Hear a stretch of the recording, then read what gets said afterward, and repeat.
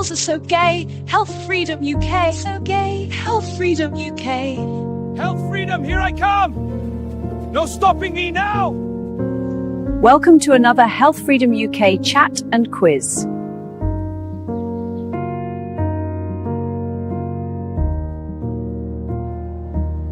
Don't hold your health cheaply. Watch Health Freedom UK's live weekly news and entertainment show weekly. Health Freedom UK.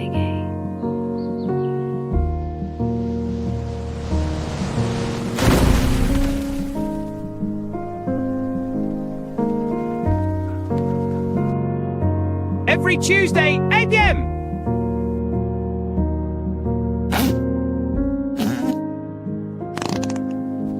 With not a Dr. Robin, Lowlands Pete! Yes, we're back. Woo. We are. Oh, we haven't got a background, Pete. I forgot to do that. What about that one? Yeah. Heatwaves. Yeah. There we go. Yes. Good evening, everyone. Yes, I'm back with this twat. Yes. Hey. Oh, a bit high then. Look. Yeah, hang on. I'll fix it. So that's better. There we go. Yeah. So how are you all? Yes, I'm feeling re-energized, Pete. I'm feeling re-energized. Are you feeling re-energized, Pete? Being away from you're re-energized after the meetup?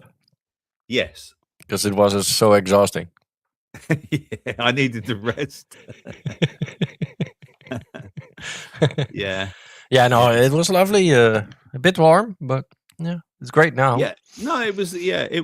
Well, when we went away, the weather I'd say was pretty perfect because it started, a little bit overcast, and we had people. Some people say, "Oh, the weather would be nice if it was a bit better," and then it just went. It then just got full on. Yep. It then just got too hot, and we then had to get the punka waller out for Cookie. Ooh. We had Rick; he was pulling the string and just nice. keeping Cookie cool. Because Rick worked so hard on that holiday. He really did. He did. Poor guy. He's still recovering. He's still recovering. And did you miss me, Pete? No. Excellent. Good stuff. No, it was great. You gone. Yeah. Good stuff. I was like, so if you're new here, welcome to the weekly podcast of Health Freedom UK, where we have some news fundamentally about health. We have some memes. We also I think we have a quiz, don't we, Pete? Hey, I'm here for the quiz.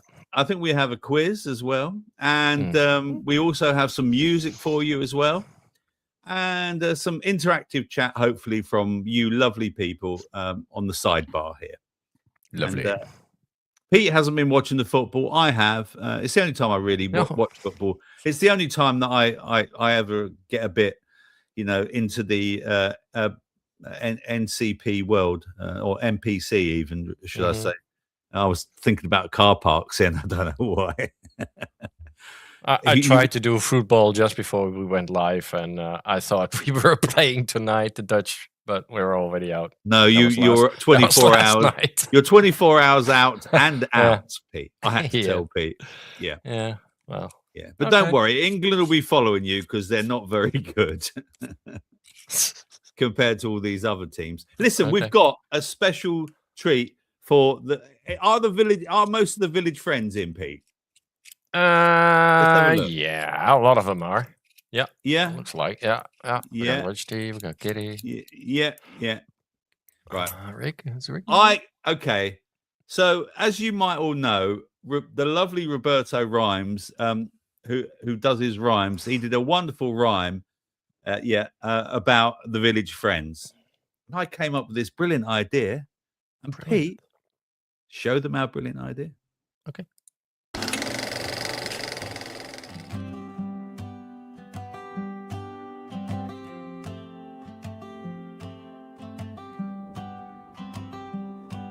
Not a Dr. Robert organized a holiday for he and his friends to a remote village beyond country lanes, many twists and bends. Some of the friends only knew each other from online, and so together they decided to spend the summer solstice time.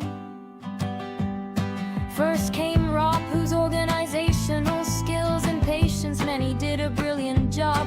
Then there was his co-pilot Kitty, both strong and pretty, not about to take any shit or to treat anyone shitty. Then there was the matriarch Paula, whose sense of humor was contagious and satisfyingly outrageous. There was the patriarch Cookie, calm and clear, wizard of the cave, occupier of the Sunlander on Weymouth Pier. Martin played his instruments and sang at just the right time. His music even better in real life than online.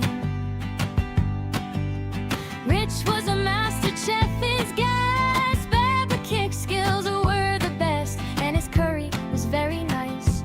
It had just the right amount of spice. Patrick was a wild card and a fire spark, doing his best to have a lark. Rick was brightly dressed and seemingly in more need than anyone else to take in a rest. Angie was a special guest, a fish Robert and Kitty caught from the sea when she mentioned the chemtrails that were obvious visually. Lynn was kind and caring, never afraid of sharing, happy as she is, a little bundle of fears. Where are Rob and the village friends? Paula inquired. I couldn't stop laughing at that because I was psychedelically wired.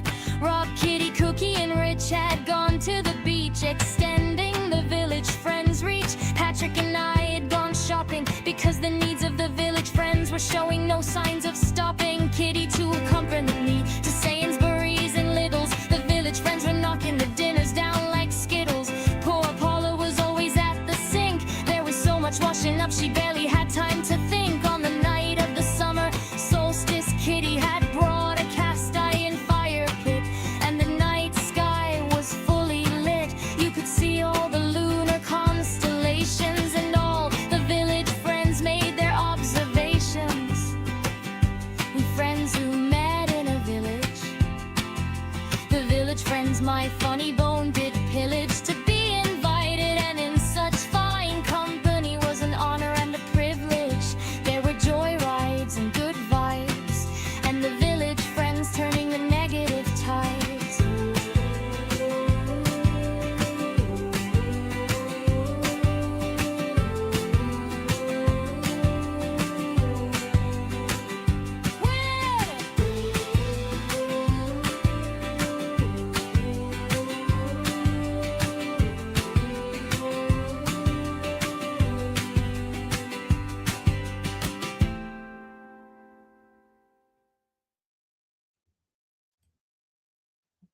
Yes, I know it's AI.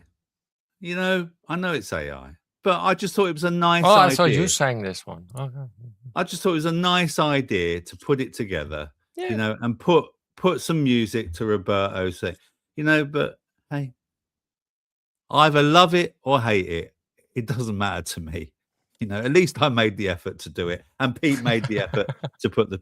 And there's another version that I was going to play at the end if you're all about, but don't worry. But well done to Roberto for putting those wonderful words together, Roberto. I just thought it'd be nice to put. I could have sent it to Steve, but he's always busy. So, yeah, there you go. We need a metal version. Yeah. Sort it, Cookie. Get it sorted out. Get it sorted out. Yeah. You got the words there. There we are. Everyone's got the words. The words were amazing. The pics, books, looks like a great time. It was a great time, Valerie. Thank you. Yeah. It was a really good time. Really, really good time. But it's over now. And it's back to reality, as they say.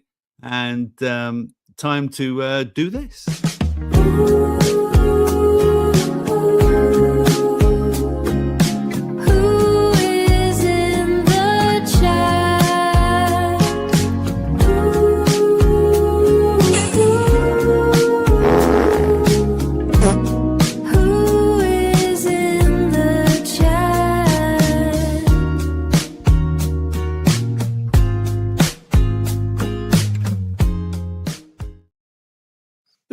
made that crap AI, Pete? It's fucking rubbish. Which one? That. Who's in the chat? I made Was it that you? Mm-hmm. We love our AI here, don't we, Pete? Mm-hmm. Yeah. You could do without. Well, we could. Well, you need more credits. Yeah. I found that out the other day. First in the chat, it was you fuckers, Lynn. Good evening, Lynn. If you're watching or just lurking, Lynn. Lurking Lynn. Yeah. I like Lurking Lynn. That's quite a good name, isn't it? Lurking Lynn. Because she normally lurks. Kitty is meowing. Hello there. Just call her a fecker. Yeah. And Paula is whooshing her away. She's still village friends in. Jamesy was in 4th place. Losing your touch, James. But nice that you're here or you've popped in to say hello. You made the effort. And Roberto is still rhyming.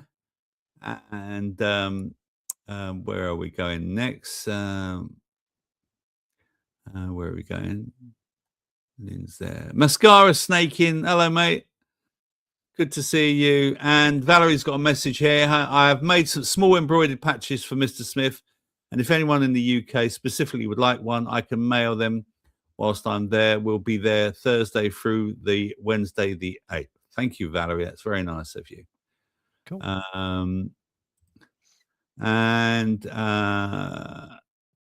Let's have a look. Who else is next? There's people in both chats, Pete. They're all over the place. Cookie is cooking. Hello, Cookie, mate. And there as well. He's in both chats, I think. And Frank's here as well. Hello, Frank. Hope you're doing well, mate. And Rebecca is here. Hi, Rebecca. Rich T. Look, Rich. I've got them. I like these mints, man. I really like these mints. People tasted my Italian balls. Well, I've been tasting Rich's Wigan balls. Mint balls. I think they're from Wigan or something like that. No. And who else is here? Jen is living the dream. I saw you lurking in Sonia Polton's chat the other day, Jen. I hope you're well. And here he is, the man who doesn't like to meet anyone. It's Spanish Chicken. We love you, Spanish, even though you don't. Two twats for the price of one. Bargain. And 3 tomorrow. Yeah, 3 twats tomorrow. Yeah. I think we're there, aren't we? I think the rest are lurking. I know I did see someone else there. Lance Ripper's here. How are you all, tender, precious little snowflakes today? We are splendid, Lance. We are absolutely splendid. Thank you very much. We're much cooler today. Got some weather tips for you, but it's coming back. It's cooled down, but it's coming back. It's lulled you into a false sense of security. And Ulix here. Hello, mate. Let's have a look. Dusty's here as well. Hello, Dustin. Yes, I did see that message, Valerie. Thank you for that. Yeah. And you're probably right, actually. But then I probably would have sent it to Smithy and said, can you do a song to Roberto's words? And he would have said, yeah, of course I can. No problem. No problem. And he would have just done it. Yeah. Because he's brilliant. Hello, Manda. How are you? And your pussycat there. I think we are there now. I think we are there. I've got a busy show. I've got a very busy show, so I need to get on with this show pretty damn quick. Let's have a look. I think that's it. People just chatting to each other, which is good. Just keep chatting. There we are. Yeah, we're there. 15 minutes later. Very good, Pete. Hey, see? Very good. Hey. Anyone think we've been practicing this? Hey, no. Get ready with the others, Pete. Drum Yeah, rolls, ready. and I'm so we've ready. still got the drum. We still got the drum rolls by Smithy as well. No, that's not the. Oh. That's not the drum rolls. Oh. What's Jen saying? Weymouth Beach. Great news for Dorset beaches. A new beach access project is helping make it easier for people with disabilities and long-term health conditions to enjoy the beach and sea. Oh. No, that's good. I think I think there was something there, yeah. But I'm not sure if it's been finished yet, Jen, because we did go down there with Cookie, and there was nothing that we could see. It might have been further down but we were in the center part, and it was lovely. Yeah, exactly, Cookie. It's a bit late now. Well, you never know, Cookie. Someone might be organizing another trip down there. Good news, everyone. My trainers were found. Yes, I left behind my trainers like a twat. And it's only taken me since today for them to ring me back because we found them last week, but no one had contacted me. And then the lady from the center, she rang me. She said, yeah, we've got it. But the girl that organizes stuff like that would be able to pack them up and send them what is on holiday at the moment. She's back next week, so we'll get them back to you. I said, they're just a bit sentimental. Look, I know they're only trainers. I said, but my son bought them for a birthday present, so they're just a bit more sentimental. So, I think he was trying to motivate you to do something. Yeah. So what have we got for you today? So today we've got stuff about heat in hospitals. We've got trying to make it easy to some tips about sleeping in the heat. A meme about lowering your blood sugar and what simple herb to take to lower your blood sugar. We've got how important sunlight is to dementia. Growing sweet potatoes. The learning to drive costs, which are soaring. Aging associated with cancer increasing, and we've got a video about fasting. Mental health in children's getting worse. We've got some stories about children's dental health is getting worse as well, but not the normal one that we know about normal. Important story about breastfeeding, King Charles's taxes, and wedding costs. Oh, and haven't we got a little quiz at the end, Pete? Yeah. Haven't we got a little quiz at the end, Pete?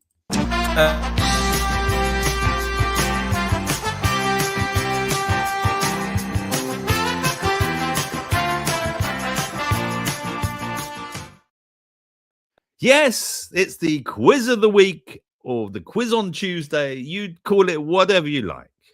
We've got a quiz. I call it shit. Some may call it shit. Some love it. No, I do love it.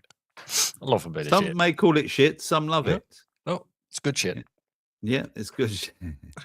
I know, good shit, Pete. Yeah, so and this week it's a really good one. I'm keeping you on tender hooks about what it's about. Yeah, keeping you. You got to tease them into it, Pete. Yeah, you got to stay in the show. You got to stay to the end. Yeah, all 20 of you. Yes, it's a cliffhanger.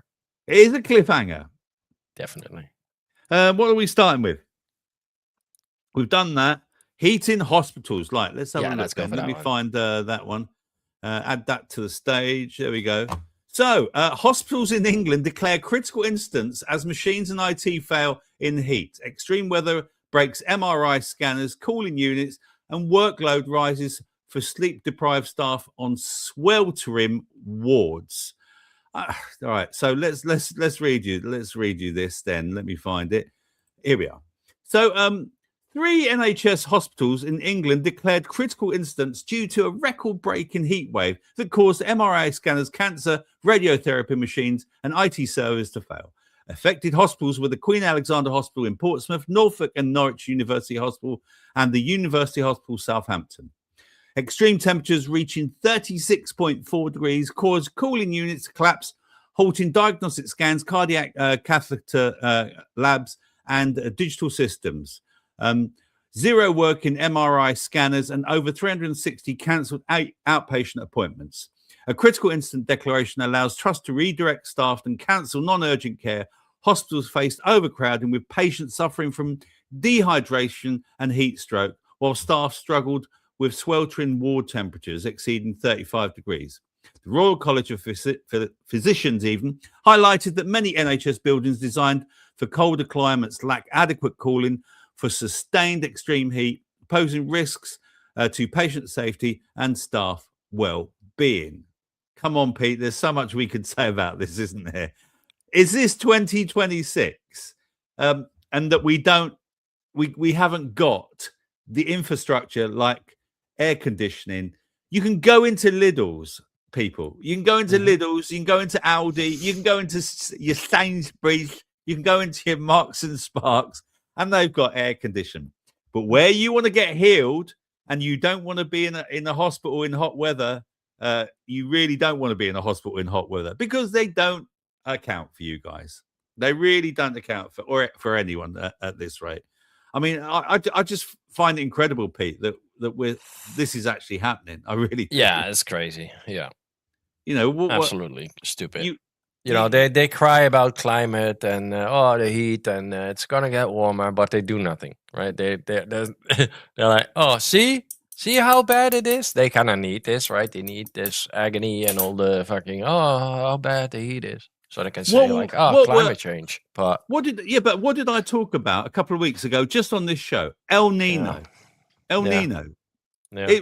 We all knew it was coming. We all knew it was coming. What was funny is that it's literally did you see the queue for Lidl's to get some crappy air conditioner? It was out the door. They were sweltering in a queue to get an air conditioner, and the air conditioner, I know it was a rip-off, or it was just a copy of some other manufacturer's one, which wasn't very good, or it's a bit noisy. I mean, I'm lucky. I bought myself an air conditioner about 6 weeks ago. And I made a smart move. Rub it in, man. Rub it in. I made a smart move, and it kept me nice and cool, I have to say. So I was very, very lucky. What are they saying in the chat, Pete, about this? What are they saying? They're saying hi. Come on. Oh, sorry. Come on. Oh, Jimmy is in. So hi, Jimmy. El Nini. That's a good one. Yeah, El Nini. Yeah, El Nini. Super El Nino. Yeah, Super El Nino. Roberto said, only the hottest years these things happen, and this year it grows hot. Yeah, absolutely, mate. Hello, Paul. Hello, they have money to fucking spray the sky, so maybe they could really invest in air conditioning. Yeah. Oh, look, see, there you are. Look, I'm getting destroyed by the heat. It's shining on the righteous again. Pete, 15 minutes. Yeah, I'm ready. Are you ready, guys? Here we go. Do it. Oh, yeah. No, 15 minutes later. You're rubbish. Oh, no. You're rubbish. No, that wasn't 15 minutes. It's for the cats. You told me it was for the cats. Yeah, I know, but... Yeah, well... Oh, I'm a bit dark now, aren't I? I'm a bit dark. Fucking hell. Here we go again. Oh.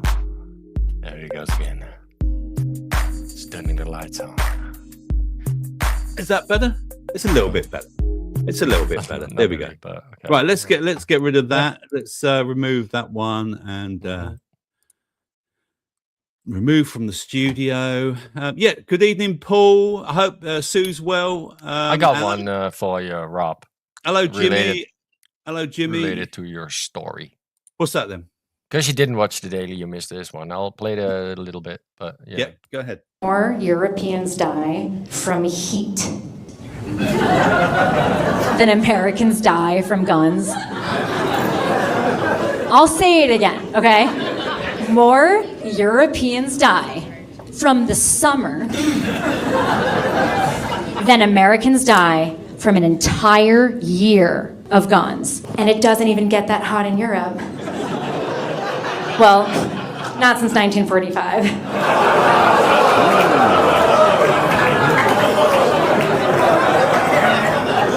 Oh, that's where you guys draw the line, okay? And but yeah, 1,300 deaths, 1,400 deaths, they say this year already. Really? Yeah. Where's CMB? Why can't I see CMB, mate? I don't know. Can you see him? Blind? People are saying hello to CMB, and I can't see him. He might not be visible in the StreamYard for some reason. Oh, there he is. Gotcha, CMB. Constantly there he is. Scorchio. I find riding my bike cools me down. Done 11K in 7 months. That's a lot of miles, mate. That is a lot of miles. Oh, look, that sun's coming through there now. Hang on. Bloody hell. Fucking hell, here we go again. Hang on. There we are. Oh, much better. There we go. Yeah. See, there we are. Yeah. It was all worth it. It was all worth it. Yeah. So next story. Yeah. So hospitals, don't be in a hospital in the heat. It's you're just wasting your time.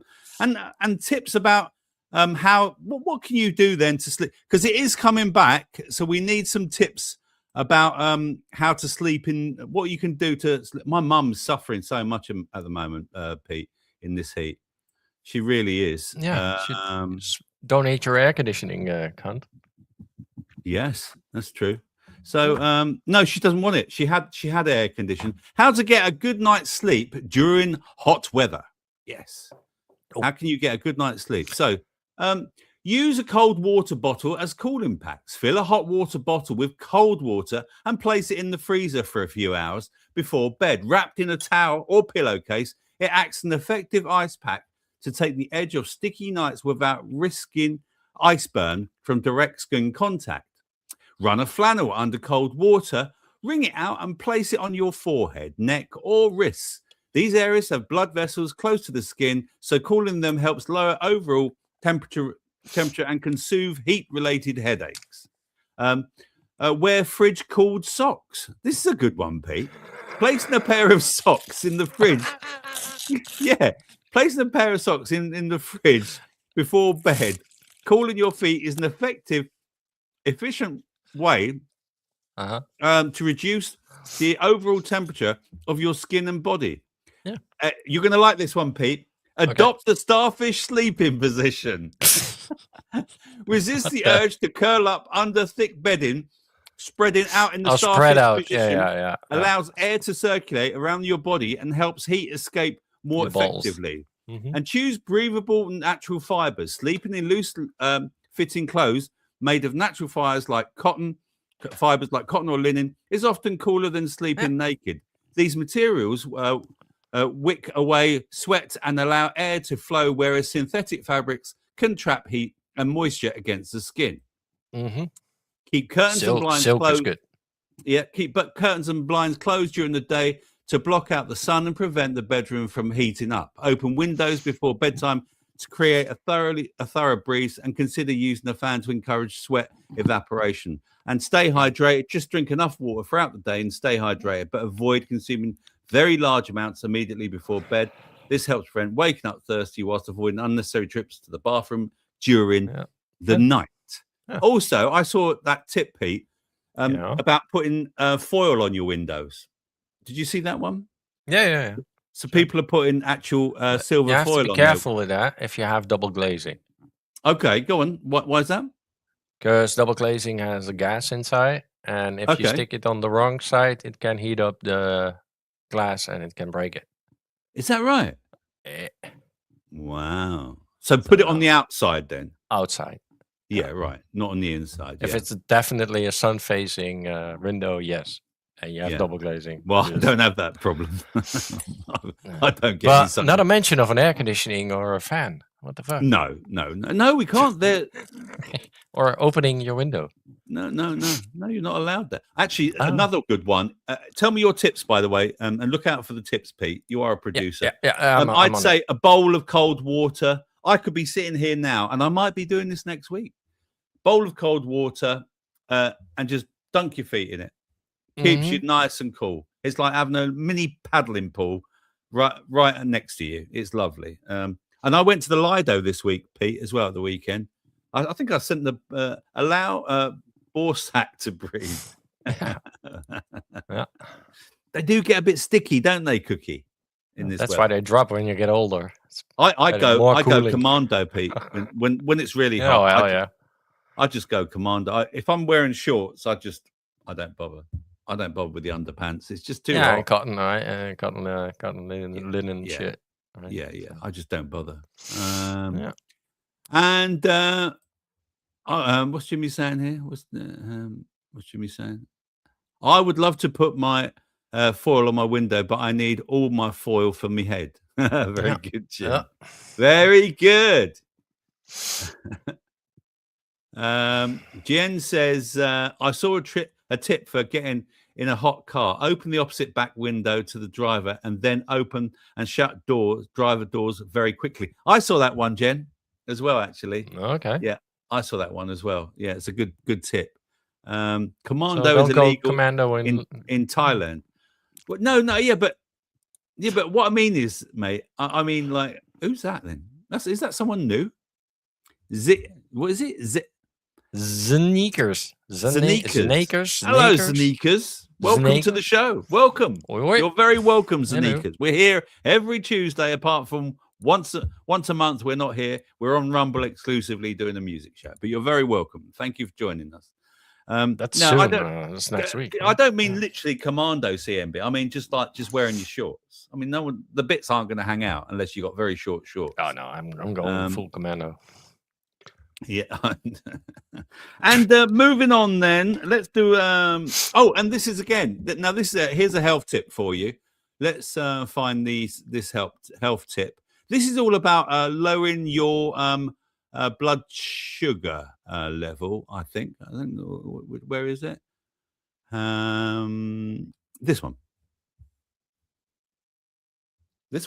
Play it. This one. We create a pretend.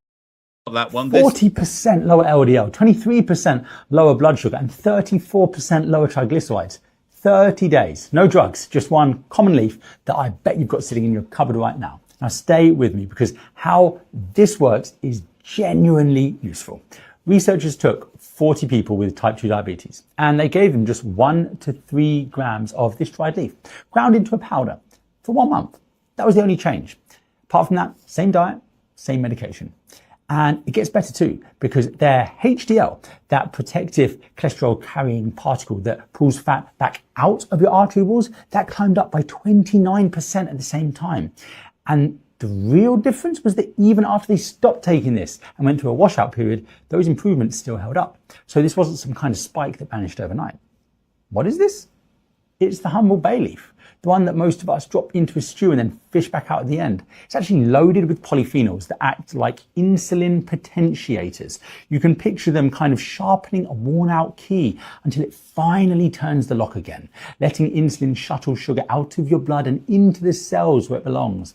And that's why your blood sugar and your lipids tend to move together, not at one time. Now the tea of this works well, but the powder is where the real magic happens. It was between 1 and 3 grams a day. You could have this stirred into your food or even in a smoothie. One leaf, quietly doing what some people pay an absolute fortune for. Save this and send it to anybody that you know struggling with poor blood sugar or cholesterol. You learn something new every day, so they say. The simple see it in diets, right? In certain the simple cultures. bay leaf, Pete. Yeah. I had no idea, and that's why certain cultures use that a lot, and they don't have any diabetes and blood sugar issues because of that. Yeah. Right. Yeah. So you look at certain diets or look at certain cultures if they have certain heart disease or whatever, and look at what they're eating. Yeah. Yeah. As long as they're not being westernized, and you know, having them. Don't know about spicy curry and bay leaf if that then counteracts. I put bay leaves in my curry. Yeah. I put bay leaves. Okay. Yeah. I put curry, bay leaves in. curry and goulash. And sticking with the heat theme, because like the heat wave's nearly over, but it's not. They think it's all over, but it is back next week. Here's one. A study has found that sunlight could be crucial for preventing dementia.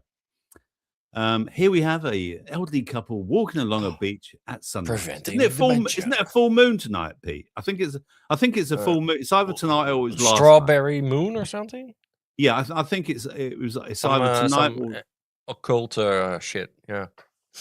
Yeah. Yeah. So recent studies indicate that bright daytime light exposure is a significant factor in preventing dementia. With research tracking nearly 88,000 adults over 8 years, finding that higher light levels correlate with lower risk of developing the condition. Exposure to average daytime light above 1,000 lux to an overcast day outdoors was linked to a 16% lower risk of dementia. Getting at least 0.7 hours of bright light or 5,000 lux or more per day resulted in an even greater risk drop, with some high-risk groups seeing reductions of up to 41%. The protective effect is attributed to circadian rhythm, stabilization, and preservation of brain structures, rather than vitamin D production, as nighttime light exposure showed no significant association with dementia risk. Insufficient bright daytime light was found to be a stronger predictor of dementia risk than 6 established factors, including obesity, alcohol consumption, and traumatic brain injury. A separate study of 362,000 participants identified a J-shaped relationship between outdoor sunlight time and dementia risk, suggesting that 1.5 hours per day on average, or 2 hours in the summer, offers the lowest risk, whilst both less and significantly more exposure may increase risk. I mean, this is just telling you, isn't it, more and more, it's stuff like this, that you need to get out as much as you possibly can, even in the winter. If not, get yourself one of those sad lamps, isn't it? I would prefer those now at this point, because I don't trust the sun anymore with the. It's a bit of a funny. It's a bit of a funny color. Funny sun. Think we've got a fake? Do you think we've got a fake sun, Pete, or do you think it's the chemtrails? I think they're fucking around too much with the atmosphere and. Yeah, do you think it could be the spraying that's going on? Yeah. By the way, Pete, I know, right? I know. Yes. Who's spraying the skies? I worked it out. Okay. Come here. Yeah, I'm listening. It's the car wash people. They spray the skies, right? So then all that stuff goes all over your car, and you go, "Oh no, I got to wash the car again." And they go, "Ha ha ha!" So now they're the ones that put the Sahara sand in the. Yeah, they spray that in as well. Oh, yeah, they do. Yeah, they do. I got you there. Don't you think that? I think that's a pretty good Don't conspiracy. Rap me, Rob. No, that wasn't you, Jimmy. Don't rap me, Rob. Where are we going next then? What's the time? 20 to 9. We could have a tune, Pete. I do have a. You got a tune, Pete? No, not ready. But I'll tell you what, I've got this. This is quite good. Here's some health information, some important information about the importance of fasting. Enjoy this. Today we are going to fast for about 36 hours. What? Come on, brain, have you gone mad? Nobody can handle that. Sure you can handle it, you'll see. Don't worry, you will thank me later. We'll be just fine, stomach. We still have a lot of glucose from the last meal, you see. And the brain will probably cancel everything when the hunger appears. I really hope so, intestines. A day and a half without food is too freaking long, man. 6 hours. Alright, Pips. We ran out of all the glucose. Now things can get ugly. Nobody freak out. I got a reserve of glycogen here that I saved. Me too, bro. Look, we can run on this for a bit longer. How's the boss doing? Same old, same old. Doesn't look like he's changing his mind. Oh my god, look over there. Hunger is already creeping. Jesus Christ, I just want to be done with this nonsense. 12 hours. Now is the time to freak out. I just ran out of glycogen. I'm afraid me too, brother. Yo, Bustle! That is the pituitary gland. I'ma send you a bit of growth hormone so you last a little bit longer. Oh my god, this guy is so nice. Thank you, P2. Pancreas, help me get ketones from all this fat to produce energy. So you're asking me for glucagon? That's correct, my boy. Say no more. Here you have it. Lovely, lovely ketones. Look, hunger is leaving. Maybe he doesn't like those ketones. 20 hours. Oh my lord, I've never been so tired. Brain, in the other hand, looks as fresh as ever. I really don't understand it. What the hell is that supposed to be? Ouch! What's up with the tingling? Oh my god, we finally have time to fix this cell! This thing is broken, this is a toxic protein, and this microbe, a la poubelle. Yes, that's much better. Wow! I'm being repaired from the inside. This is wonderful! 36 hours. Well, well, well, the boss was right. This is amazing. Bring on that sweet reset, bro. I didn't know how bad I was before. The best thing that happened to me this decade. Congratulations, everybody. I told you we could do it, and here we are. And now to celebrate, let's have a feast. What? No! There you go. I hope you enjoyed that. Wow. It was a bit long, I know. It was a bit long.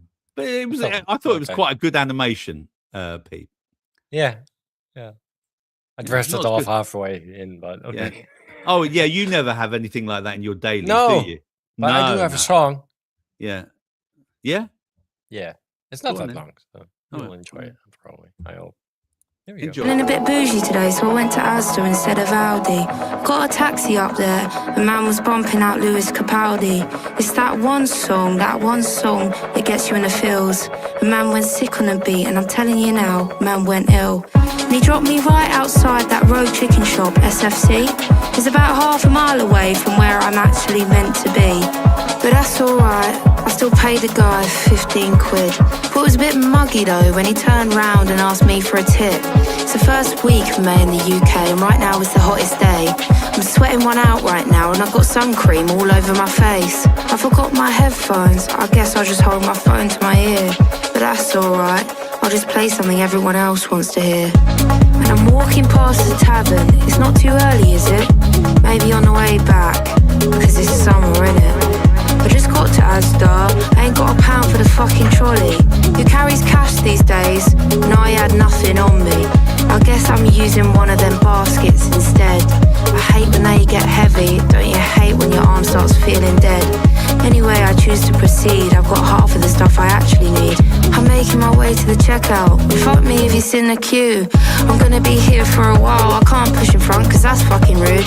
It's been about half an hour and I'm finally about to pay. My card is just declined, and today's just not my day. And today's just not my day. And today's just not my day. And to and to and to and to and to and to and today's just not my day. Fuck's sake. And I've just left my shopping with a geezer behind the till. And I've just checked my Santander, why the fuck does it say nil? I'm looking through my transactions, it's at 15 quid on the taxi. Now all I wanna do is listen to Lewis Capaldi. And to and to and to and to and to and to and to and to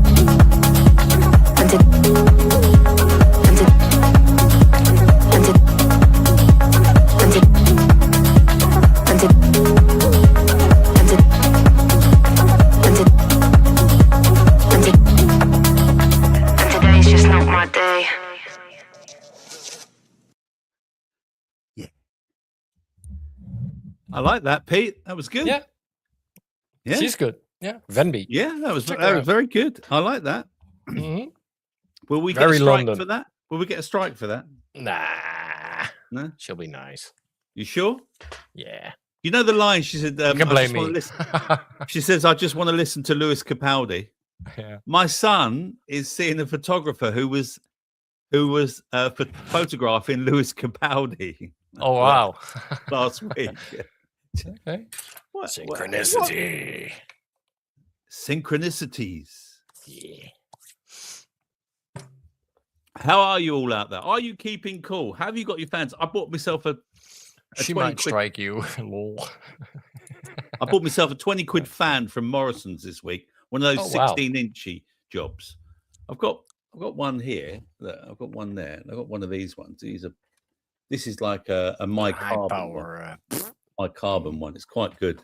But I've got one of these big ones that you can put in the living room, and it's just a bit more powerful. I find. Who's Lewis Capaldi? I'm sure you know. I'm sure you're pulling my leg. He's the guy that was at Glastonbury 2 years ago, or no, 3 years ago, and he got he was in there 2 years ago, and he got a twitch because I think he had a jibby jabby, mate, and I think he got tick. He got.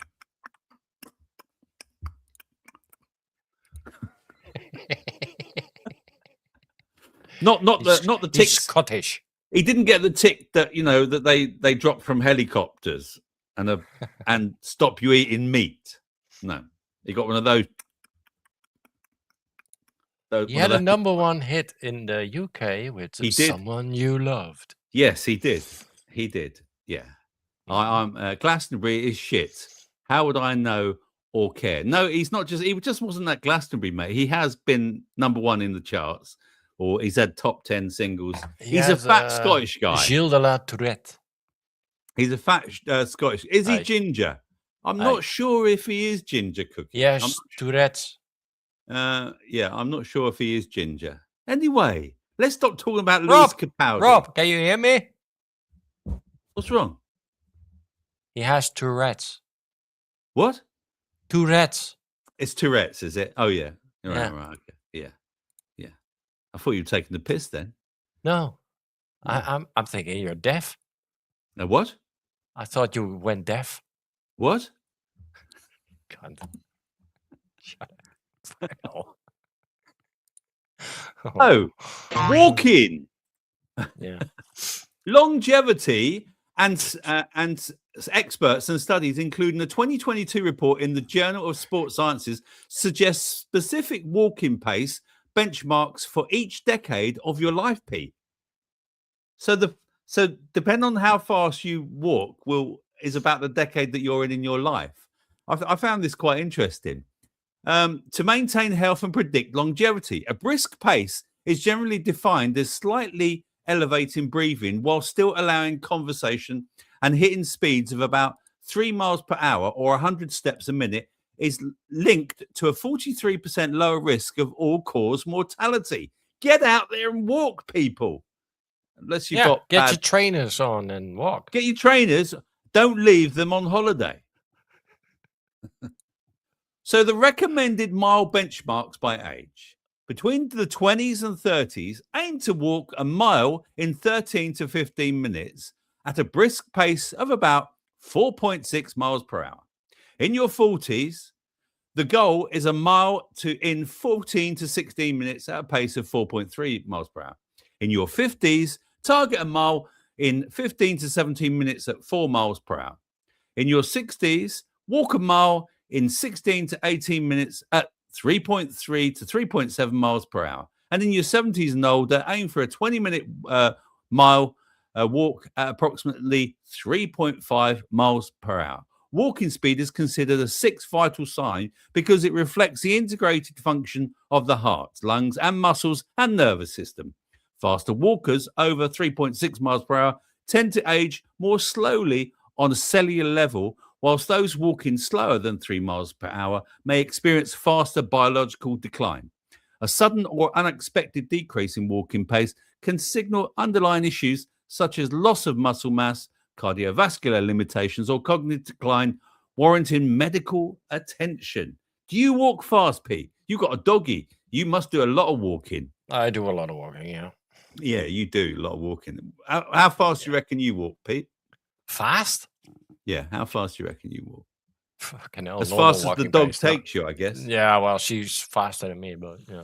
Do you walk in the chat? Well, I don't mean do you walk in the chat? I mean, does the chat walk? Do you guys walk? Yeah, I walk a lot. Yeah. I like to walk. I mean, since I got my back injury, it's been a bit difficult for me, to be honest with you. Hi, Sparky. Hello, Sparky. Hello, mate. How are you? Good to see you here.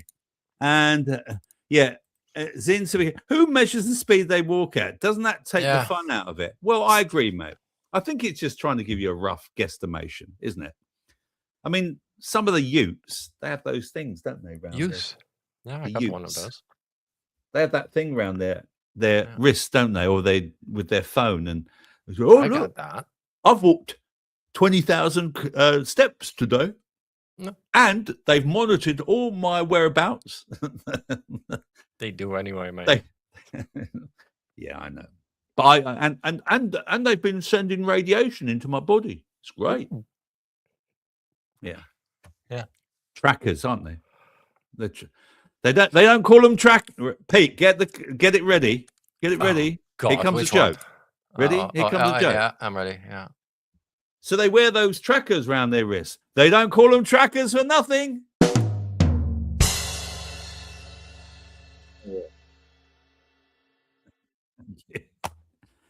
I'm here every Tuesday, and he's queer every Tuesday. Thank you very much. Moving on. Should we have another meme? I was going to do. Yes, I think I was going to do another meme. No, we did that. We've done that. Oh yeah, I've done that. Oh yes, sweet potatoes. Do you like sweet potatoes, Pete? They're better than normal potatoes. Okay. They are much better than normal potatoes, and they're very easy to grow. I think that's the one. Yes. Something tells me the supermarket doesn't want you to know this about sweet potatoes. Did you know sweet potatoes are one of the easiest foods you can propagate from the grocery store? It's as simple as taking them home, rinsing them off, putting them in either a glass of water or some damp soil until it takes root, and then it will start growing these shoots. You can pluck these shoots off, put them in a glass of water, much like we do tomato starts, keep them in indirect light, and in about a week, maybe even less, they'll start to grow roots. These roots will look white and long, and once you have these grown on there, you can put them straight into the ground. Two of our favorite things about growing our sweet potatoes at home are number one, you save a lot of money, and number two, it's basically foolproof. Here you can see all the previous potato plants we've put in the ground. We've had a lot of good luck with them, and what's really nice is each one of these will grow multiple sweet potatoes. Before we put our slips in the ground, we like to till our soil. This is mostly due to the fact that we have very clay-like soil in the new house we moved into. This isn't always suggested, and a lot of gardeners are against it, and that's totally fine.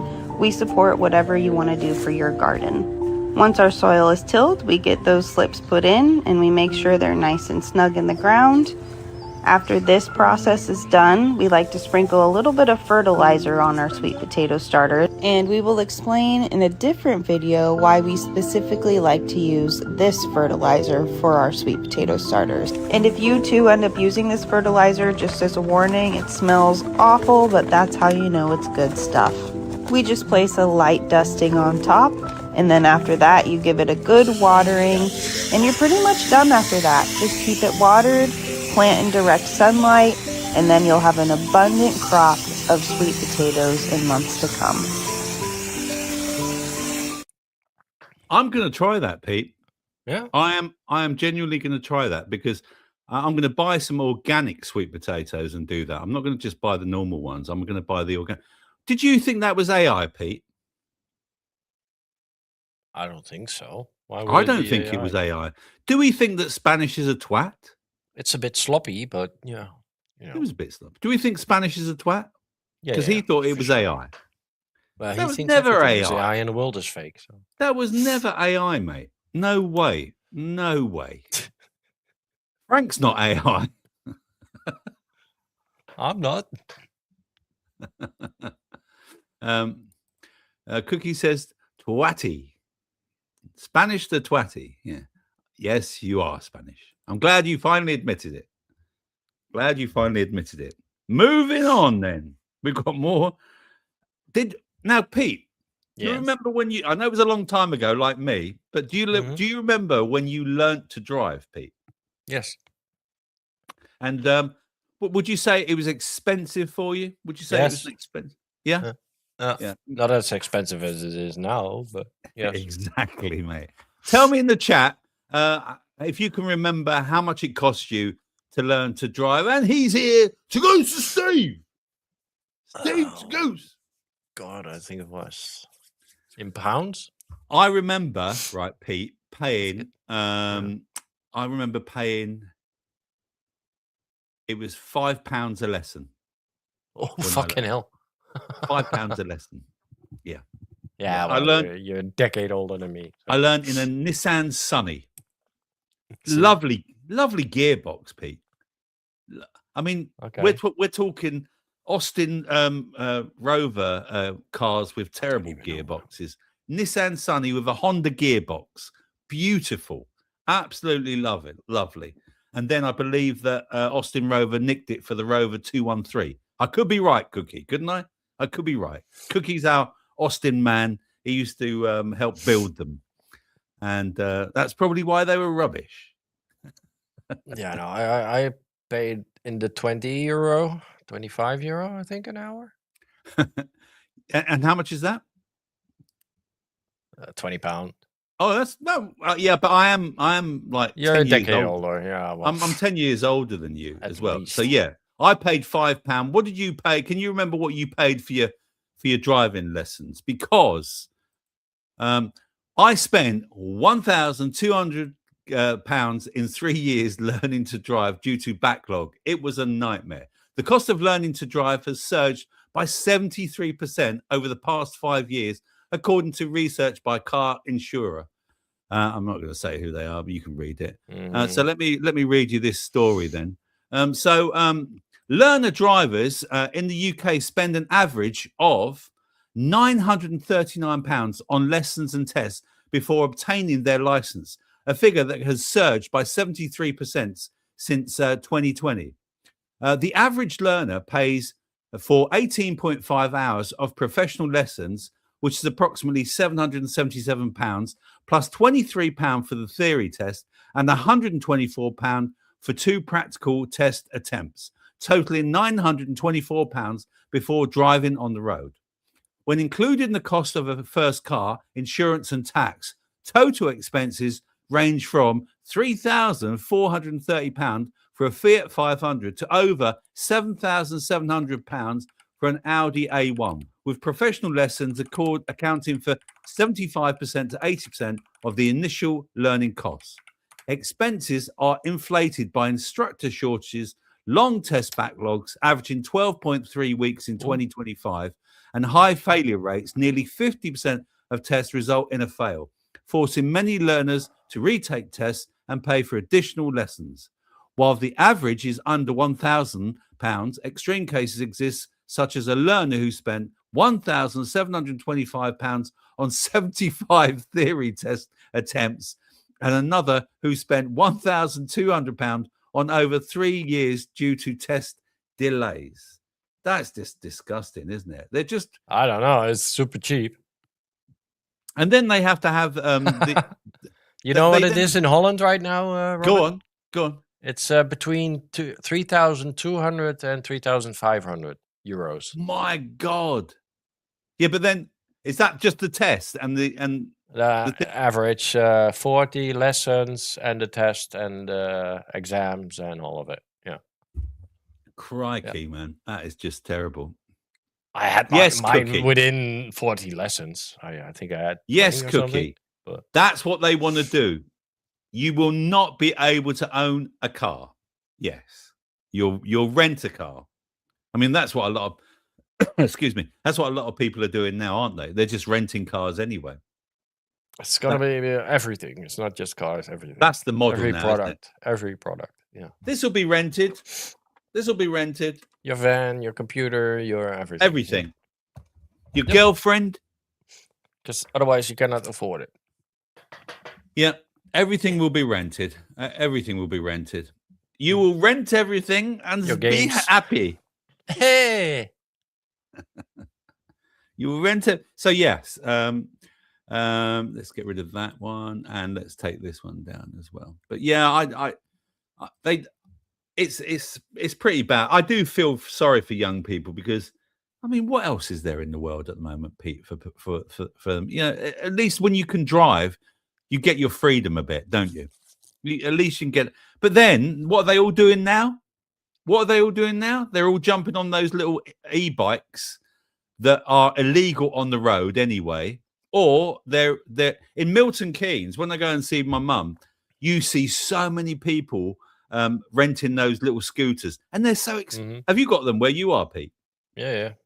They're so expensive. And the fat bikes. I don't know. You got those over there. Oh yeah, Santander bikes, electric bike.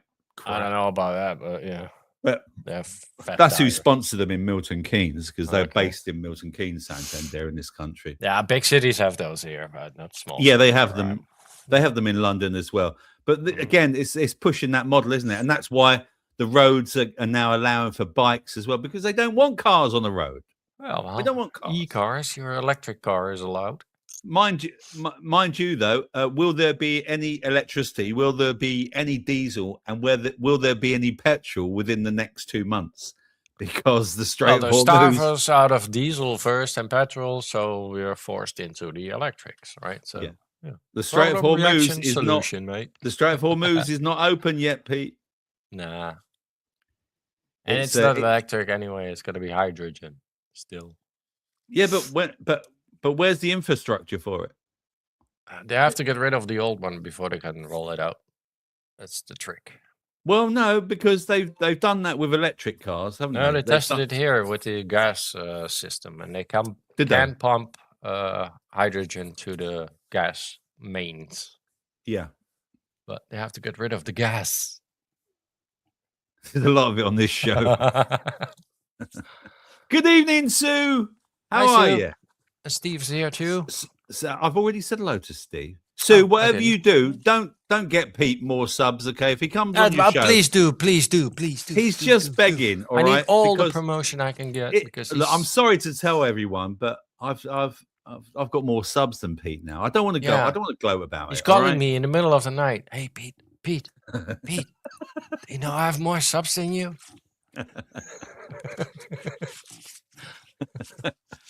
It's the news, Pete. They love it. I know. It's your mainstream shit. And it's my onions. And your onions. Yeah. I know my onions and my subs. Yeah. Not the ones you eat. Do you like Subway? I don't like Subway. Rubbish food. Where are we going next? We've done that. I don't know. Adrian, we've done that video. We've done that one as well. Mental health in children. Let's do mental health in children. So, more than 1 million children referred to mental health services as concern grow over rising diagnosis. Concerning news, national concerning news. I wonder why. Yeah. So more than one. Yeah. Well, come on. Before I read this article, we know what this is all about. This is all about lockdown, isn't it? This is what's caused a lot of it. Lockdown and unfortunately giving them the treble top whilst telling them they need that thing in their arm to keep them alive and healthy.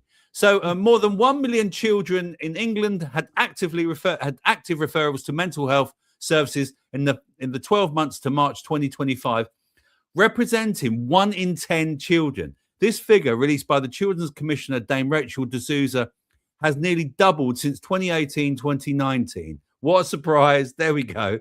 By 9.5% in the past year alone, signalling a severe crisis where demand significantly outpaced system capacity and funding.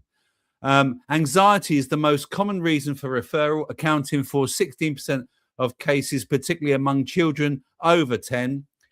Suspected autism referrals surged by 47% to 96,000, whilst other neurodevelopmental conditions, including ADHD, increased by nearly 25%. Waiting times are critical, with a weighted average wait of 128 days. Over 60,000 children have waited more than 2 years for support. Fewer than 1 in 5 referred children receive treatment during the year, with children under 10 being disproportionately referred for neurodevelopmental assessments.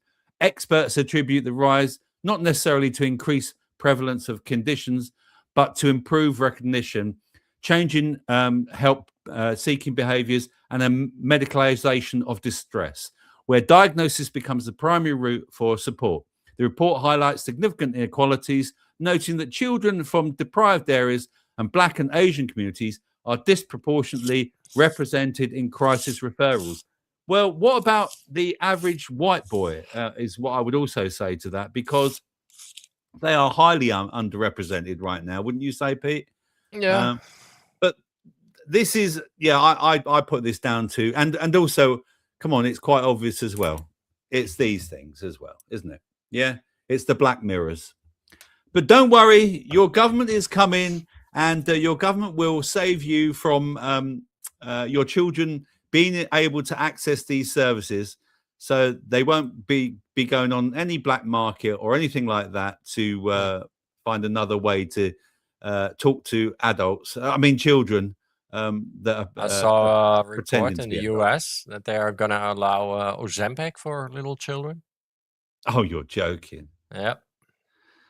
Because parents are already doing it sneakily, right? They get the Ozempic and then give it to their children. Yeah. Because, there's a lot of overweight, fat fucking children. But That's it terrible. doesn't solve the problem, does it? So we'll see in 20 years how that will pan out. Or 10. That's really bad, man. Really bad. And I was going to say something else then. I'm just trying to remember what I was going to say. Yeah, it doesn't matter. Again. Oh, I know. So anyway, listen. Here's some news about. Did you hear that Prince Charlie boy, Pete? He's been paying lots of taxes. I read it in the news last week, actually. Oh yeah, £12 million. Yeah, he's been paying loads of But the royal family, they don't earn much, Pete. King Sausage Digits and his chipolata child, Prince William, released their tax returns this week. But you don't want to look like a thicky dum-dum in front of all your mates. Here's a quick rundown before you're forced to do something you'd rather not as well. So King Cumberland says that he wants the royal family to become more transparent by publishing how much tax they pay. Now, this is a big deal, say the royals, because they're not actually obliged to pay any tax. But they say they do, because they're very humble people. Nice crown. So in order to tear them down from their high royal horsey, which will take some doing because look at all that gold, I thought I'd go through just a handful of ways the royals continue to be bastards. So the royals receive their income from two different sources. Their private kingdoms, otherwise known as the Duchy of Lancaster, which is owned by King Cocktail Sausage, and the Duchy of Cornwall, owned by Prince Will We Ever Abolish These Balcony-Waving Twats. Their second source of income comes from the good old-fashioned British taxpayer in the form of the Sovereign Grant, which this year amounts to £137.9 million.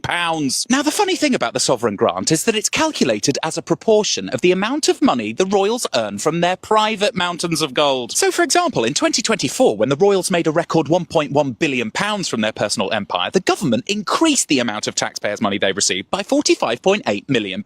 Imagine how many out-of-court settlements that could pay for. Now, some tragic royalist loser might be mad enough to say something like, you know what, if King Frankfurter and Prince Willie run their business empires well enough to each earn over £20 million a year, yes, that is the amount of profit each of them makes, then that's their right, because it means at least some of their living costs are paid for by them. But that's a load of bullshit, because so many of these so-called private royal millions still come from the taxpayer. For example, the royals own the littoral shoreline and have been charging the Ministry of Defence £900,000 over the last 2 decades for them to moor their ships on a tiny little bit called Dartmouth. Who funds the Ministry of Defence? The taxpayer does! Prince William also allows St Thomas's Hospital to store their electric ambulances in a 1980s garage that he owns for the humble price of £828,348 a year, which is actually a 67% increase on the amount of money that Prince William was charging the Metropolitan Police who were using the garage before. They just love giving back, don't they? The royal family also charge rent on things like primary schools, village halls, colleges and prisons. For example, HMP Dartmoor pay Prince William £1.5 million a year in rent. But hey, they do a lot for charity, don't they? And by a lot, I of course mean charging Macmillan Cancer Support, Marie Curie and Comic Relief over £30 million in rent over the last 2 decades for use of some offices that the selfless and deeply dutiful bastards own. But hey, at least Chaz is into the environment, which is handy because the royal family own the entire British seabed, so the more wind farms, the more rent, and the more money he has for pan-frying his fingers. So when King Casserole and his ambulance-hating son publish documents to say they paid a little bit of tax, just know that that's only the tip of the piss-taking iceberg. By the way, I talk about how the royals are absolutely fleecing us in all kinds of other ways in my upcoming book, which you can pre-order using the link in my bio. I like him. I thought that was good. That was well presented. I did enjoy that information. Yeah, you can find all that information, but it's good when someone does it like that, Pete. Don't you think? Hang on. British. Isles. Hang on. I'm fact checking it. Shut up. Watch this.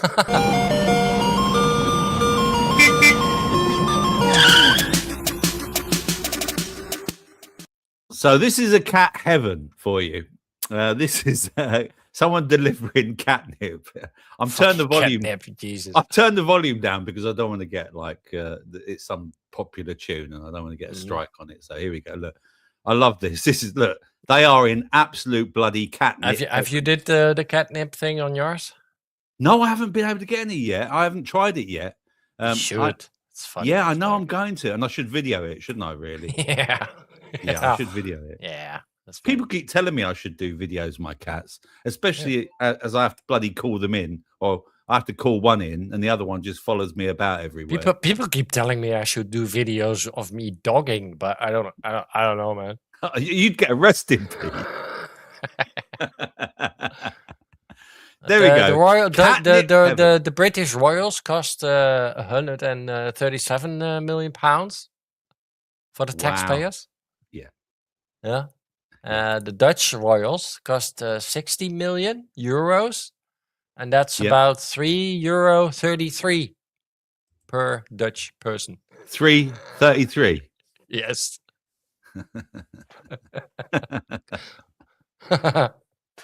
Here, Pete, do you like a bit of Cocker? No. What about Joe Cocker? Oh, yeah. This is great. She's sitting staring out the window, trying to figure out just what to do. Last time that she gave her heart away, it came back broken in two. Like an old abandoned car, she parked it down off a lonely avenue. And she forgot about it till the day she laid her eyes on you. And her heart said, fire it up. And her soul said, fire it up. And the mind said, fire it up. Let love live again. He's sitting in a subway station, watching as the trains go flying by. Used to hate the black man, till the black man reached out and saved his life.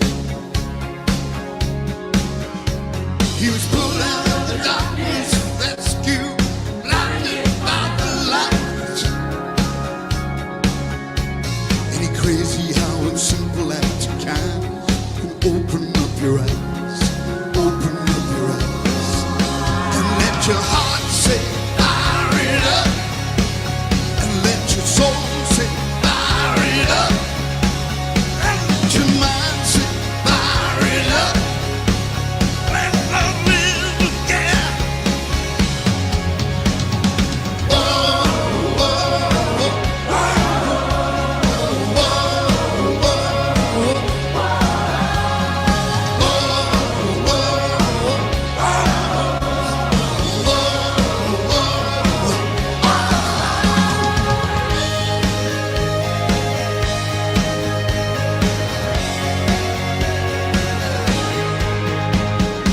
here we are together, you and me, still trying to figure out this world.